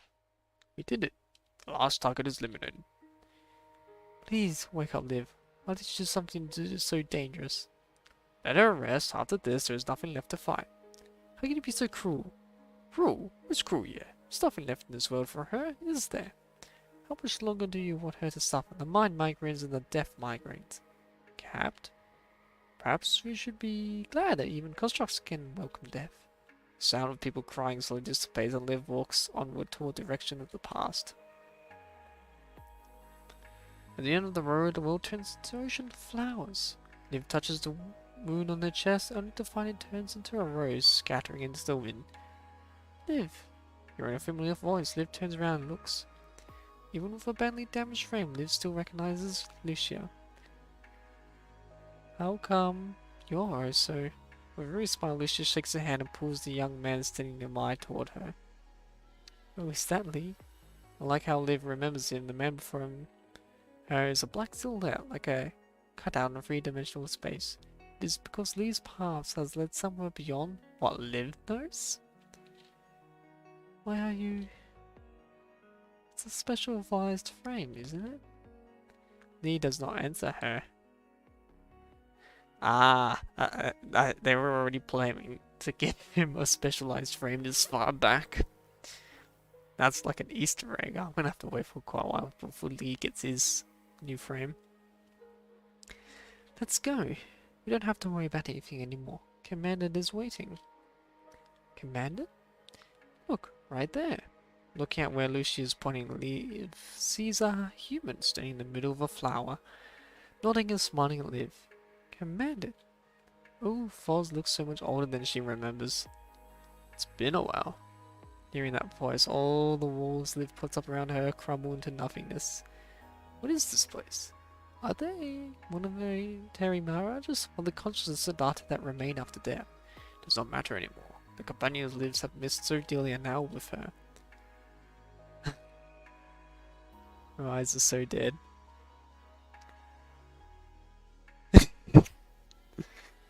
Have you been waiting here for long? The commander nods, still smiling. Liv finds the pain her body's been feeling slowly melting away. This time, no one can separate the four of us. What the hell happened to you? There is a hole in your chest. The familiar professor looks at Liv with a kind of frustration. I don't exactly remember. Probably went to protect some jerk, I bet. You always do that, putting yourself in harm's way. As if treating a patient, the professor holds onto Liv's shoulders, her fingers inspecting Liv's wounds. Incredibly, Liv does not feel pain. You suffered all this time, Liv. I'm sorry. All this time? Right, the mind migraines you from your specialized frame has never stopped. It is painful as arthritis or bone fractures, but it's localized in your head. Plus, the death migraines from the memory data, it must have been tormenting to live. Death mirages? I pleaded with them to let you go gently and quiet before it got worse. Every one of them was riled up. Although we managed to solve the problem by enhancing the deep mind connection, a human can only live so long. The professor points out forward, her brows furrowed. After your commander was dead, the migraines and the migraines mirages returned. And then they wouldn't go away even when you changed to a new frame. I wish I could make them feel it once more, especially your commander. If you think that's necessary, you won't feel pain here anyway. What's more, Liv? With a wave of her hand, the commander takes out a paper flower like doing magic. Now, it's our shared memory. Taking the flower, Liv finds her memories rushing out like a flood, standing in the present. Liv can see her future memory holds. I remember this will happen. Memories as well as pain, and as the crimson mirages return to her body, she recalls the time when she placed the Queen of the Night by the commander's bed. Commander came for us. The twins reached the church the moment the transport craft pierced the dark clouds. She survived that battle at the cost of her companions and the commander being badly hurt, but it was a mere survival.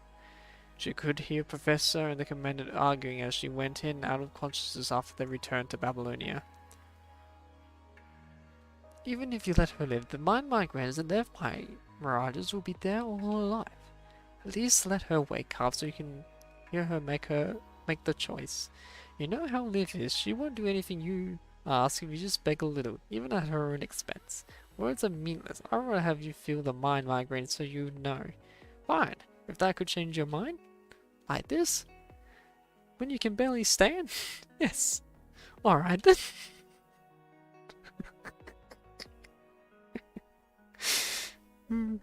What happened after that? Liv seemed to have a long and wonderful dream afterward. In the dream, she discovered herself what she was after. And every dream ends.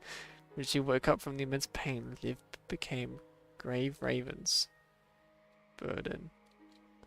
Even after Liv returned to her eclipse frame, the mind migraines and death mirages followed her. The after images affected Liv still, making it difficult for her to participate in normal fights. After the technology on the deep mind connection got refined, Liv volunteered to participate in a difficult and long rehabilitation to get used to these effects. Separated by this sheet of glass, Liv and the commander also required rehabilitation, smiling at each other in their own training rooms. Not even a day of rest. There's always the next fight. Even when we find a way to eliminate the punishing virus, there will still be other troubles. Years passed by and Cassetta had grown up, learning about her mother's wish after talking to Liv, and she ended up as a remarkable support type constructor, working hard to save the wounded. Both Cossetti and GrayRaven have found new friends and lost the old ones on the way. Together, they tackled many problems on the past and discovered new obstacles. As Lee said, there was always the next fight. Just don't predict there was a 0.031% chance they could find a miracle. They could not, and humanity was forced into a new calamity. The world has always been this way. The Pudgy virus was not the first virus that led to a catastrophic outbreak. We solved one problem, and the next one will arise. Once we found a way to eliminate the Pudgy virus, a new disaster soon followed. Like the sun and the moon taking each other's place. There were no endless days, nor the eternal nights. But we have not stood still, and the battles we fought did not lose their meaning. Our respites went from days to seasons to years. They were all progressing. Most importantly, you were there with me. It made the journey easier. Just like that, Commander left during the decades-long winter. After that, Lucia sacrificed herself in a fight to that almost impossible goal, and then it was Lee. The scars on their bodies connect into trenches, building safe passages amid bullets and rain. Their souls were fuel to light the torch of fire, burning the melt in the snow of the formidable winter. When spring arrived, Liv also fell into the last bit of snow. Do you want to meet the others? Yes. Let's go. The other side of the flowers. Standing by each other, they begin a new journey. Fantasy. What is all this? Fantasy before death? A gathering of mind shards? No one knows what the stream built by Ascension Network is made of, but this heartwarming scene also foretells the future where the eternal winter takes her companions one after another. After Zod was gone, the severe migraines and the death mirages once again filled Liv's journey with obstacles. Spending the rest of her time in torturous pain, Liv would not return to her friends until the last drop of snow melted away. This is surely not the past you were hoping for. But I felt warm. Once again, in a brief moment of daze, Liv hears the voice again. If you have your answer, hope you would not regret this decision.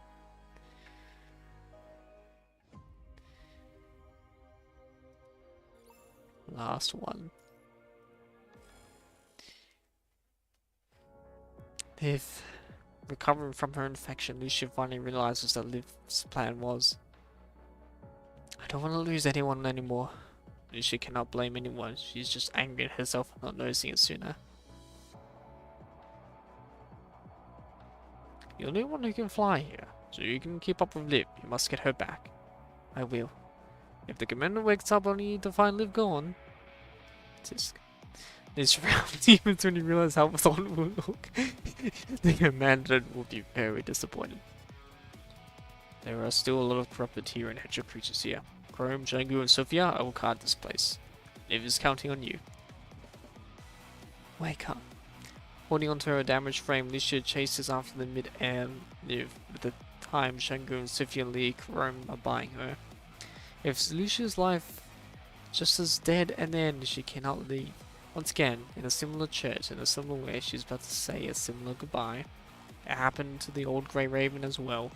Commander Ravage led them on a mission to make contact with a construct immune to the punishing virus. Back then, Lucia did not have a clearance to know who authorized this mission or if their information was accurate. Most members of her team were like that. All they knew was that the leaders were practically ecstatic about this mission. After all, a seemingly harmless child could possibly be the hope that they require to control the punishing virus. Just like that before, no one has lied, but everyone has withheld parts of the truth. Lucia has been secretly searching for the truth after getting back her memories of losing her team, and she was not wavered because of that. Because I believe there is hope as long as we are together. But Lucia leaps up, with the help of her thrusters holding onto the hovering ivory sparrow, but Lucia cannot stop what she is doing. Wake up. This is not how it should end. Regardless of how Lucia cries, Liv still carries on with her hand motions like a mindless puppet. Liv! Desperate and despair, Lucia hears her almost destroyed terminal ringing. Commanded? Lucia! Commanded! You're awake? Lucia, listen to me. I'm here. You quickly tell your plan and establish a remote connection with her mid-flight. Liv has been rejecting any remote connection requests, and her mind is extremely confused about that. You quickly tell her that Asbel told you and how you can solve it. You mean isn't just infection but memory data plunging into her mind? I just have to force my way into her mind and help you establish a connection. Is that it? Yes. But how do I force my way in? I'll help you. You belong to the same team, so your connections are interconnected. It won't be too hard for you to hack into Liv's mind, and Flooded will also help stabilize the mind beacon. Aswell slowly joins the comms. I see. But Liv's mind is highly infected right now, and the punishing virus and the data with her are taking shape. Think of it as something like the heterosapiens or the red type projections, so don't get distracted by them. Understood. And I suspect that when an intact mind hacks into there, they will respond by changing their forms according to what you know. Don't get tricked regardless what you see. I'll wait. If Liv's consciousness does not wake up and the remote connection will also fail, wake her up no matter the cost. Aren't you... Forget it. I know what to do. Lucia, this will be very dangerous. You'll be entering a highly corrupted mind. You tell Lucia all this wrongly and apologetically, but she just smiles and nods. Don't worry. Commanded? I won't back down, no matter how dangerous it is. Are you coming here? I hear the sound of a transport craft in the background. Yes, I'm on my way. Be there soon. How is your body holding up?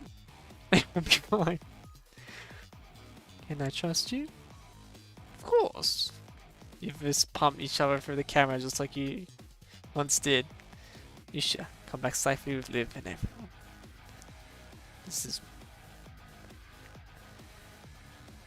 Yeah, this is my request. Roger. We'll treat this as an order that cannot fail.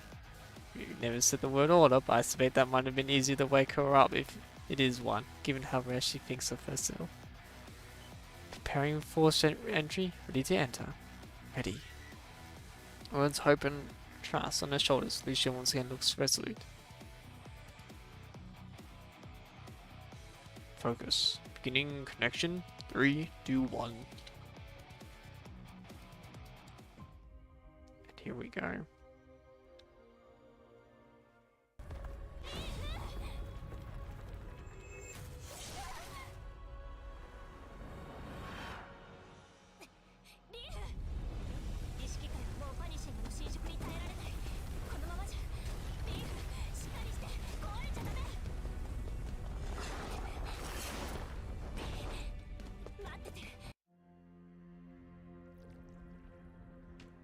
I didn't play the full animation.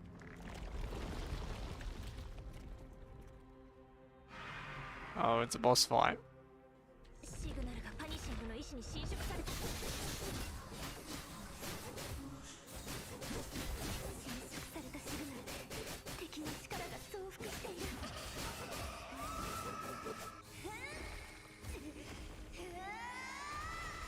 The hell?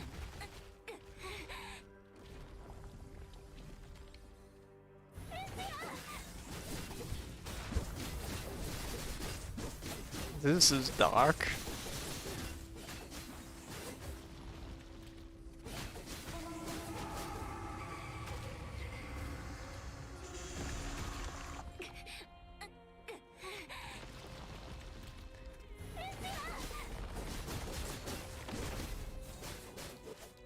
Oh, she deletes my orbs.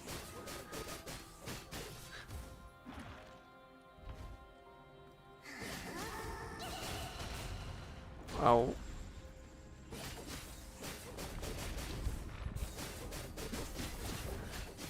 I shouldn't have done that. I should have saved that. Just keep on going.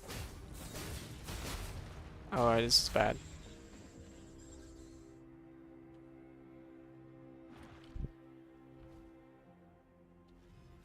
That's really bad. Alright, I can dodge it.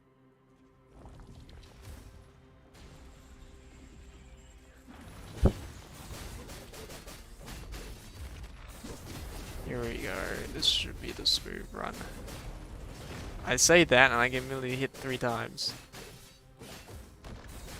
Get dodged.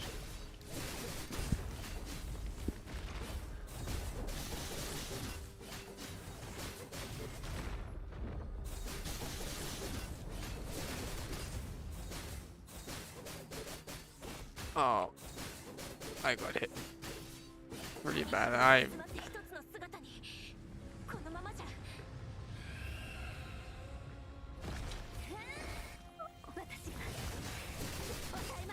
Calm down, you bugger. Oh, just jump through it. Ah, that didn't work.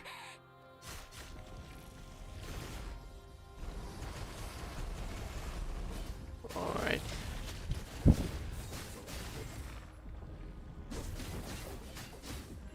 Man, this is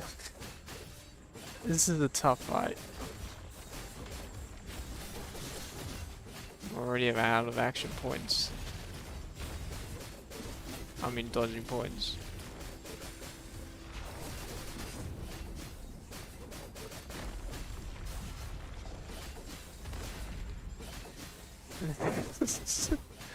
So ridiculous. I'm gonna die.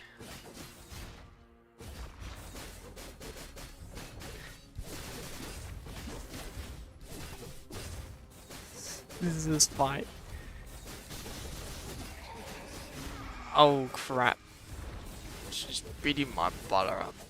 I don't know how many times. I've died like 3 times already.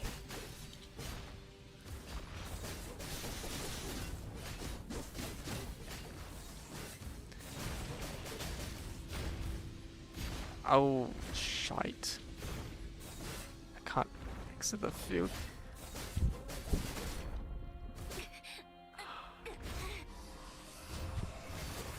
She's destroying me.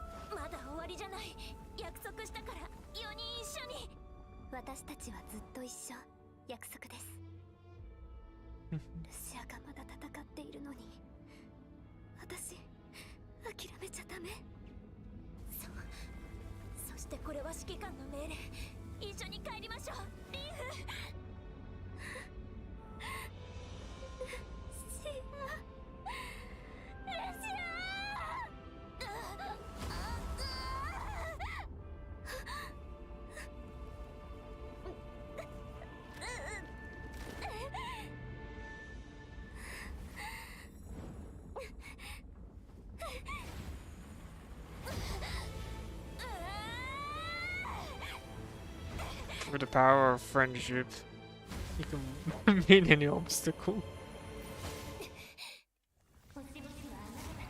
Alright, come at me, you bugger. You doing your stupid fancy move.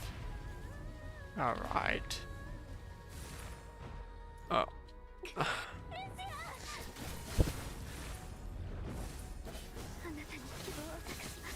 Come back here, you. I've got you now.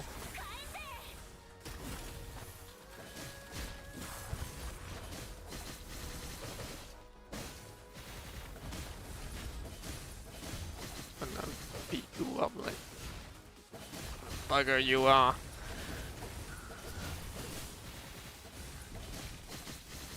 Come on, swing that thing at me. I dare. I triple dare you.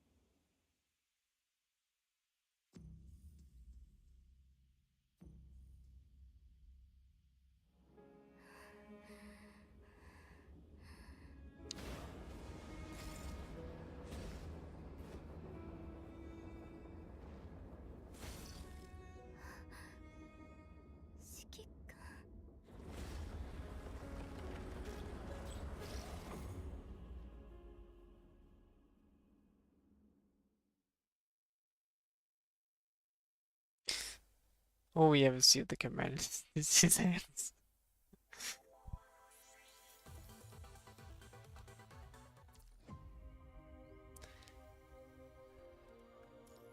Seventh love. Love gives naught but itself, takes naught but from itself. She melts herself in her desires to be like a running brook that sings a melody at night.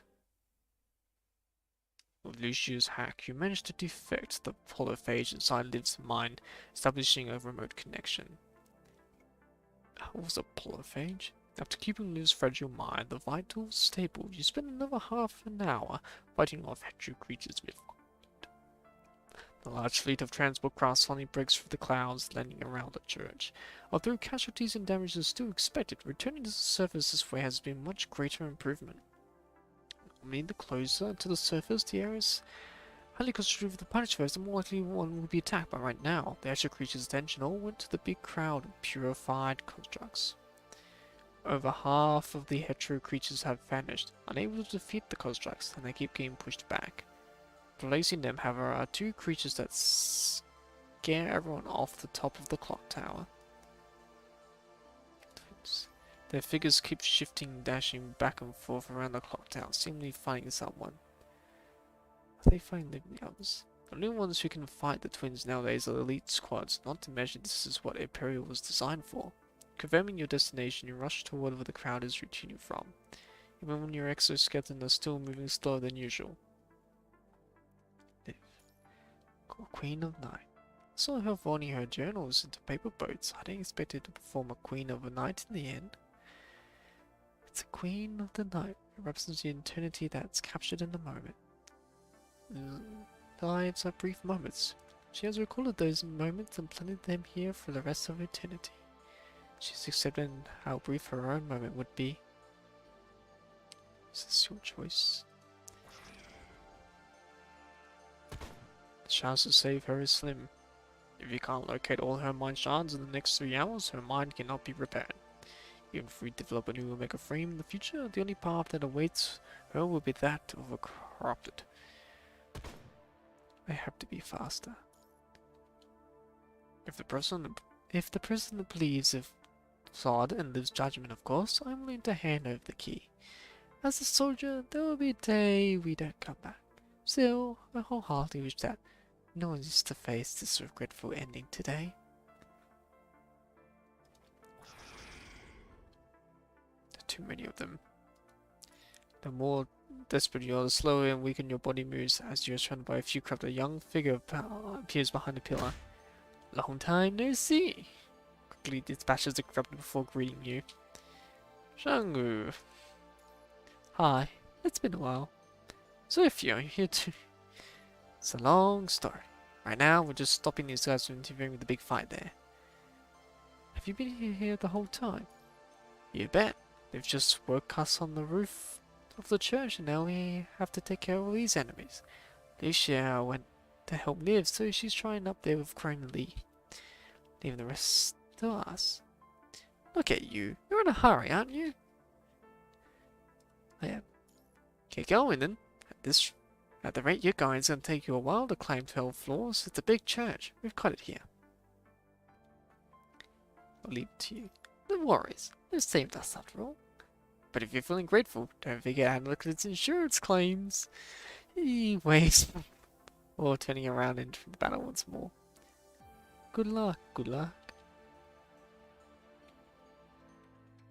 Meanwhile, at the top of the clock tower, the 3 constructs woken from their infections of finding the twins protecting the motionless Liv on your right. Liam immediately dashes back after hearing Lucia's call, and his story is now a giant crater created by the male twin. Froome leaps toward the male figure, striking his gun blade while firing the ice rounds. After that, the twins' motions become abnormally fast again. Observing the 4 constructs, they turn and charge at Lee. I've been waiting for this. Bullets load land the twins like a torrent. Ending where they converge, the rounds imbued themselves into the twin skin before exploding. Before Lee can celebrate, the female twin releases 4 arrows made with the punishing virus on the bow now extrude from her arm. Chrome. Got it. Chrome's ice bullets hit the ground, erecting ice wall before them, blocking the arrows. As the twins observe the wall, Lucia leaps to the sky with her thruster, releasing her fully charged hyosonic blossoms. The glacial hail freezes the twins momentarily, giving Chrome an opportunity to launch a full attack. Stepping forward, Chrome extends the frost spirit field from beneath his feet. His gun blade striking the twins' relentless without giving them any chance to counter. Lucia, cut it. In the brief moment when the twins are frozen in place, the 3 constructs come together and launch their full might. We'll be waiting for this chance so you don't get to learn from us. This ends now. Frost and bullets bring the funeral toll of the twins. Underneath the glistering light, the twins falling near will fall to the ground. How about this? Watch out! Even without the large tide of hedgehog creatures supporting them and weakened by the three's unrelenting attacks, the twins are still very much capable.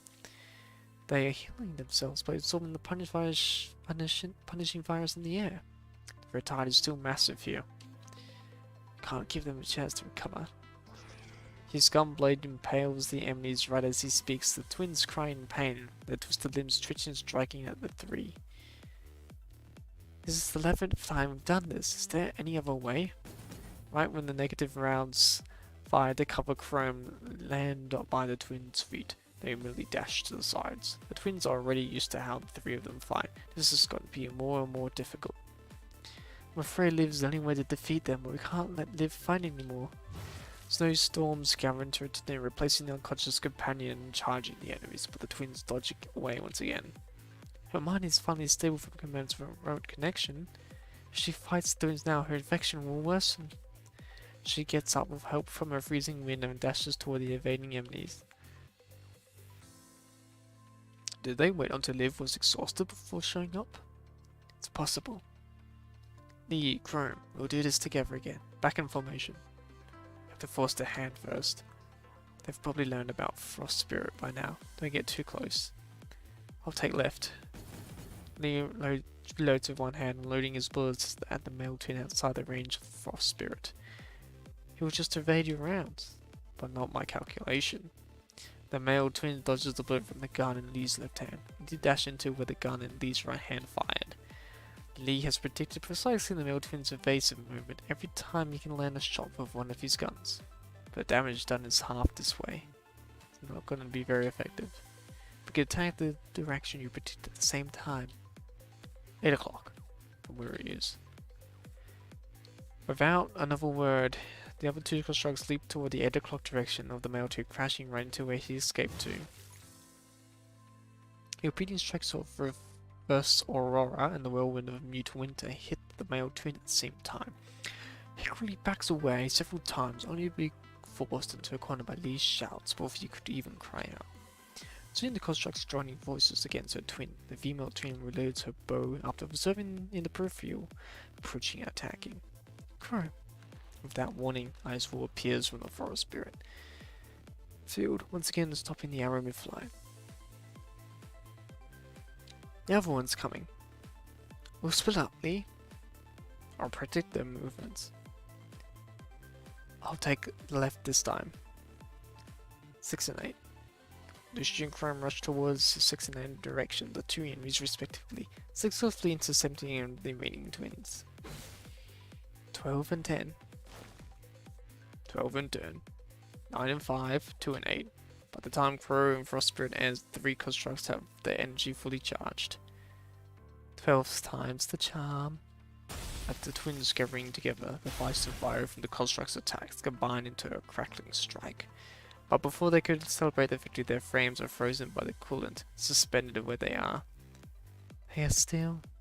The twins' movements speed up again, a sign that they are about to attack. The three constructs will not be able to counter because the frames are frozen in place, cooling down. They are waiting for this moment to use Frost Spirit. They cannot move no matter what. Twins converge, leaping into the air, striking the three with all their might. Stop!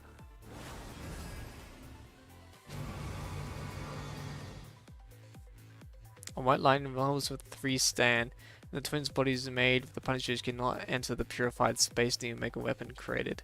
The twins shriek, their limbs burning and rotting from the ivory flame. Stop. Dragging her tattered frame up, Liv struggles to stand, leaning on the wall of the clock tower. Stop hurting my companions. The furious flame is unleashed, unceasingly toward the twins' dodge, guiding by Liv's weapon. Her energy is almost completely spent before the last ray of light arrives. The frozen constructs finally regain their mobility and rush to trap the twins with their own bodies. The blinding lights land directly on the twins as the monsters shriek and cry. The female figure unfolds the film over her head into wings, dragging the unconscious twin into the air and flying away. I won't allow it. The ivory sparrow spreads her wounded wings, soaring towards the clouds to fight the crimson foe. I am capable of doing this now. Burn. The earth will rise again in the punishing virus's ashes. That's probably the most brutal thing Liv ever could see. As if the sun has fallen where she is, a massive halo explodes from her body. Everyone is blinded by the brilliant light, almost faintly by the brightness. The broken ivory spur has lost all of her strength, plummeting from the clouds underneath the grey sky. Is this how it ends? Which future has she chosen? Liv can no longer determine her fate with her fractured mind, for she has fulfilled her duties and protected her friends. Even if she has chosen death, she has no more regrets. Closing her eyes, Liv prepares herself for a crash that will take her. But the land was not devoured her. Instead, she lands in a pair of bled, gentle arms. Who? She can feel someone hugging her, and there seems to be a voice by her ears crying softly, just like that dream that was drowned in tears. Is this the commandant? Her life is fleeting away. She wants to respond to the cry, but she cannot make any sound. Commandant! Liv's vital signs are rapidly dropping while the infection rate climbs. You can feel the punishing virus on Liv's artificial skin burning your hand through the protective suit. I have to establish a deep mind connection right now. Otherwise it will be too late. I'll flag the closest transport craft. Stay here, Command. Just counting on you. We'll go and help too. We have to get her back to Babylonia as soon as possible. Alright. Thank you. Watching your companions leave, you take out the device Asimov gave you before you left, connecting the cables. I threw these devices prepared by Asimov and the Professor just before you left, which have a limited range. They are very capable of connecting two consciousnesses together, establishing a deep mind connection. Wake up. Liv. You call her name, gently shaking her shoulders to no reveal. Like what the researchers said, the connection can only stabilize Liv's mind shards. It will not lower her infection rate. Liv. The connection has pulled her mind back together, as well as kickstarting her mind migraine. Under excruciating pain, that girl curls up her body in the arms of a human. Commandant? Is this a dream? It isn't. I'm right here. My last wish has come true. I get to see you one last time. Don't say that. We're taking you home. But she smiles with sadness, putting in her neck underneath the collar. The EMP discharge enters the final countdown. It's too late. I can disarm it. Holding the disarm key in your hand, you connect it with the EMP discharge collar on her neck. But before you press the button, the memory flashes across your mind. Look, I'm glad the patient I've been looking after has woken up. Please consider again whether or not to save Liv. The effects she'll suffer are worse than what we anticipated. Surviving would be worse torment for her. So will you decide when Liv is the one who will suffer? Liv, before I disarm it, I must ask you, if you know the future is paved with struggles and pain, will you still walk forward? Yes. She answers without hesitation. I already know how much it will hurt to live, but you haven't regretted it either. Yeah. What if it's you? If you know that you will not live to see the day Earth is recovered, that you will spend the rest of your life fighting, will you still walk toward the future? I will. You die, and you lose all possibilities. And the way to have a chance of getting there is to keep fighting. That's right. She smiles unwavering. The thousands of deaths she experienced from the death mirages have not scared her away from the future, nor will the migraines. I have made my choice. Whether it's Lucia, Chrome, or those who stayed in the eternal night, they all made their choices. Even if they cost their lives, they have not regretted. Same for me. If I had a second chance, I would still choose this. I still would choose this lifetime to be able to know you all. Why? Because I love life itself. I love the Grey Ravens. I'm willing to die for the lives that I love. And I'm willing to walk with you toward the future. Even when I know how painful and tormenting it will be, I won't regret it. I want to stay with them. I want to stay with you for our shared dream. Death isn't giving up, it's offering life. Life itself. This is my answer, my choice. I never give up. Even when her mind's mired in mirages, migraines and mirages, Liv never stops smiling. Her smile is not a facade, but a flower blossoming from the ashes of her endless pain. Liv, I promise you, no matter how hard it will get, I won't give up. I will bring you back. I believe you. You never lied to me. There is no reason to doubt anymore. You'll keep walking as difficult as it may be, just like what she said, because there are still things you love. And this is my answer as well, my choice. The collar unlocks, the young girl finally falls asleep in your arms.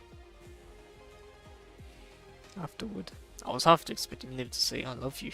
Thinking about it. Afterward, transport crowd finally arrives above the church. You're worried. Your road companions rush out from within. Commanded.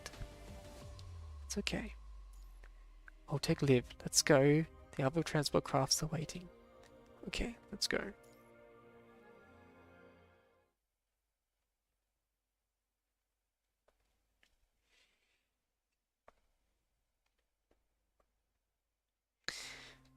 Regardless, Liv's infection rate has passed the threshold. It's very dangerous. We have to assess whether or not we can repair her mind once you return.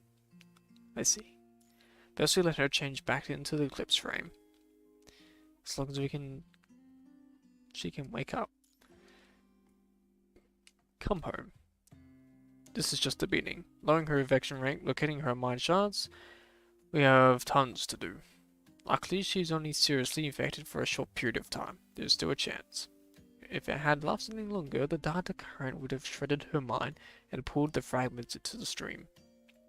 We also need to inspect how much the broken constructs have recovered their consciousnesses. Miracles did not come cheaply. It's too late to call it a victory before we have finished any of these tasks. At least we have 3 pieces of good news. Liv still has a chance to recover. With the twins gone, attacks on the flying hatcher creatures have become less frequent. And the Omega weapon in the specialized frame worked. Humanity finally has a chance to strike back. Each one of them is a great news to us. How are the rest of you holding up?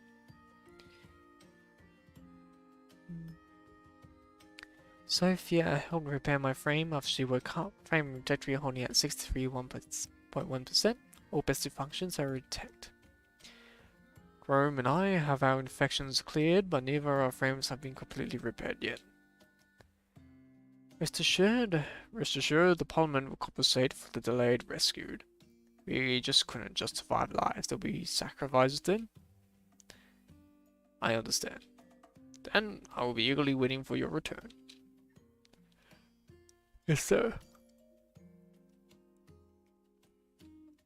Having almost lost each other, you all gather around, your shadows scarred.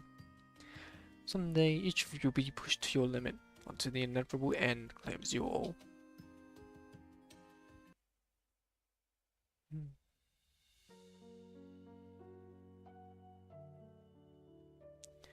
However, please don't be sad about the brevity of life. We take from the land the gift of life, and there should be returned. Memories then should capture your moments, engraving them for eternity. Just like that paper queen of the night, a flower linked together by 7 buds. They carry our memories in this brief lifetime, as well as her owl of 7 sorrow. First is joy and sorrow, wounds filled by songs, joy. Second is freedom, abandoning the search of the sky, chains. The third is giving everything she has to others, the selfless mother, land. Fourth is ship, endless journeys and brief unions, departure. The fifth is farewell, the return of the wind, taken rain. memory. 6 is death, embraced by the earth, the treasured memories, life. 7th is love, kindled for hope, yourself, sorrow. Lights along, the days are far away. To conquer darkness, we has kindled herself, offering life to others. Even if that choice comes us before dawn others, we shall feel no regret.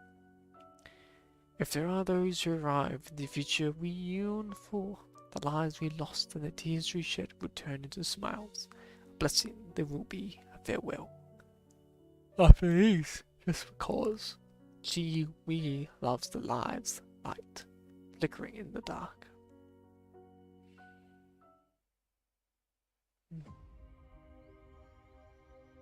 Surviving.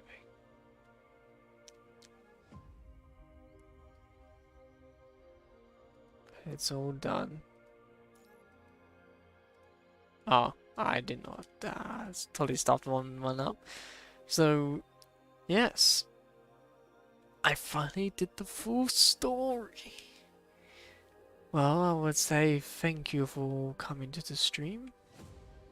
And I hope you will have a beautiful time.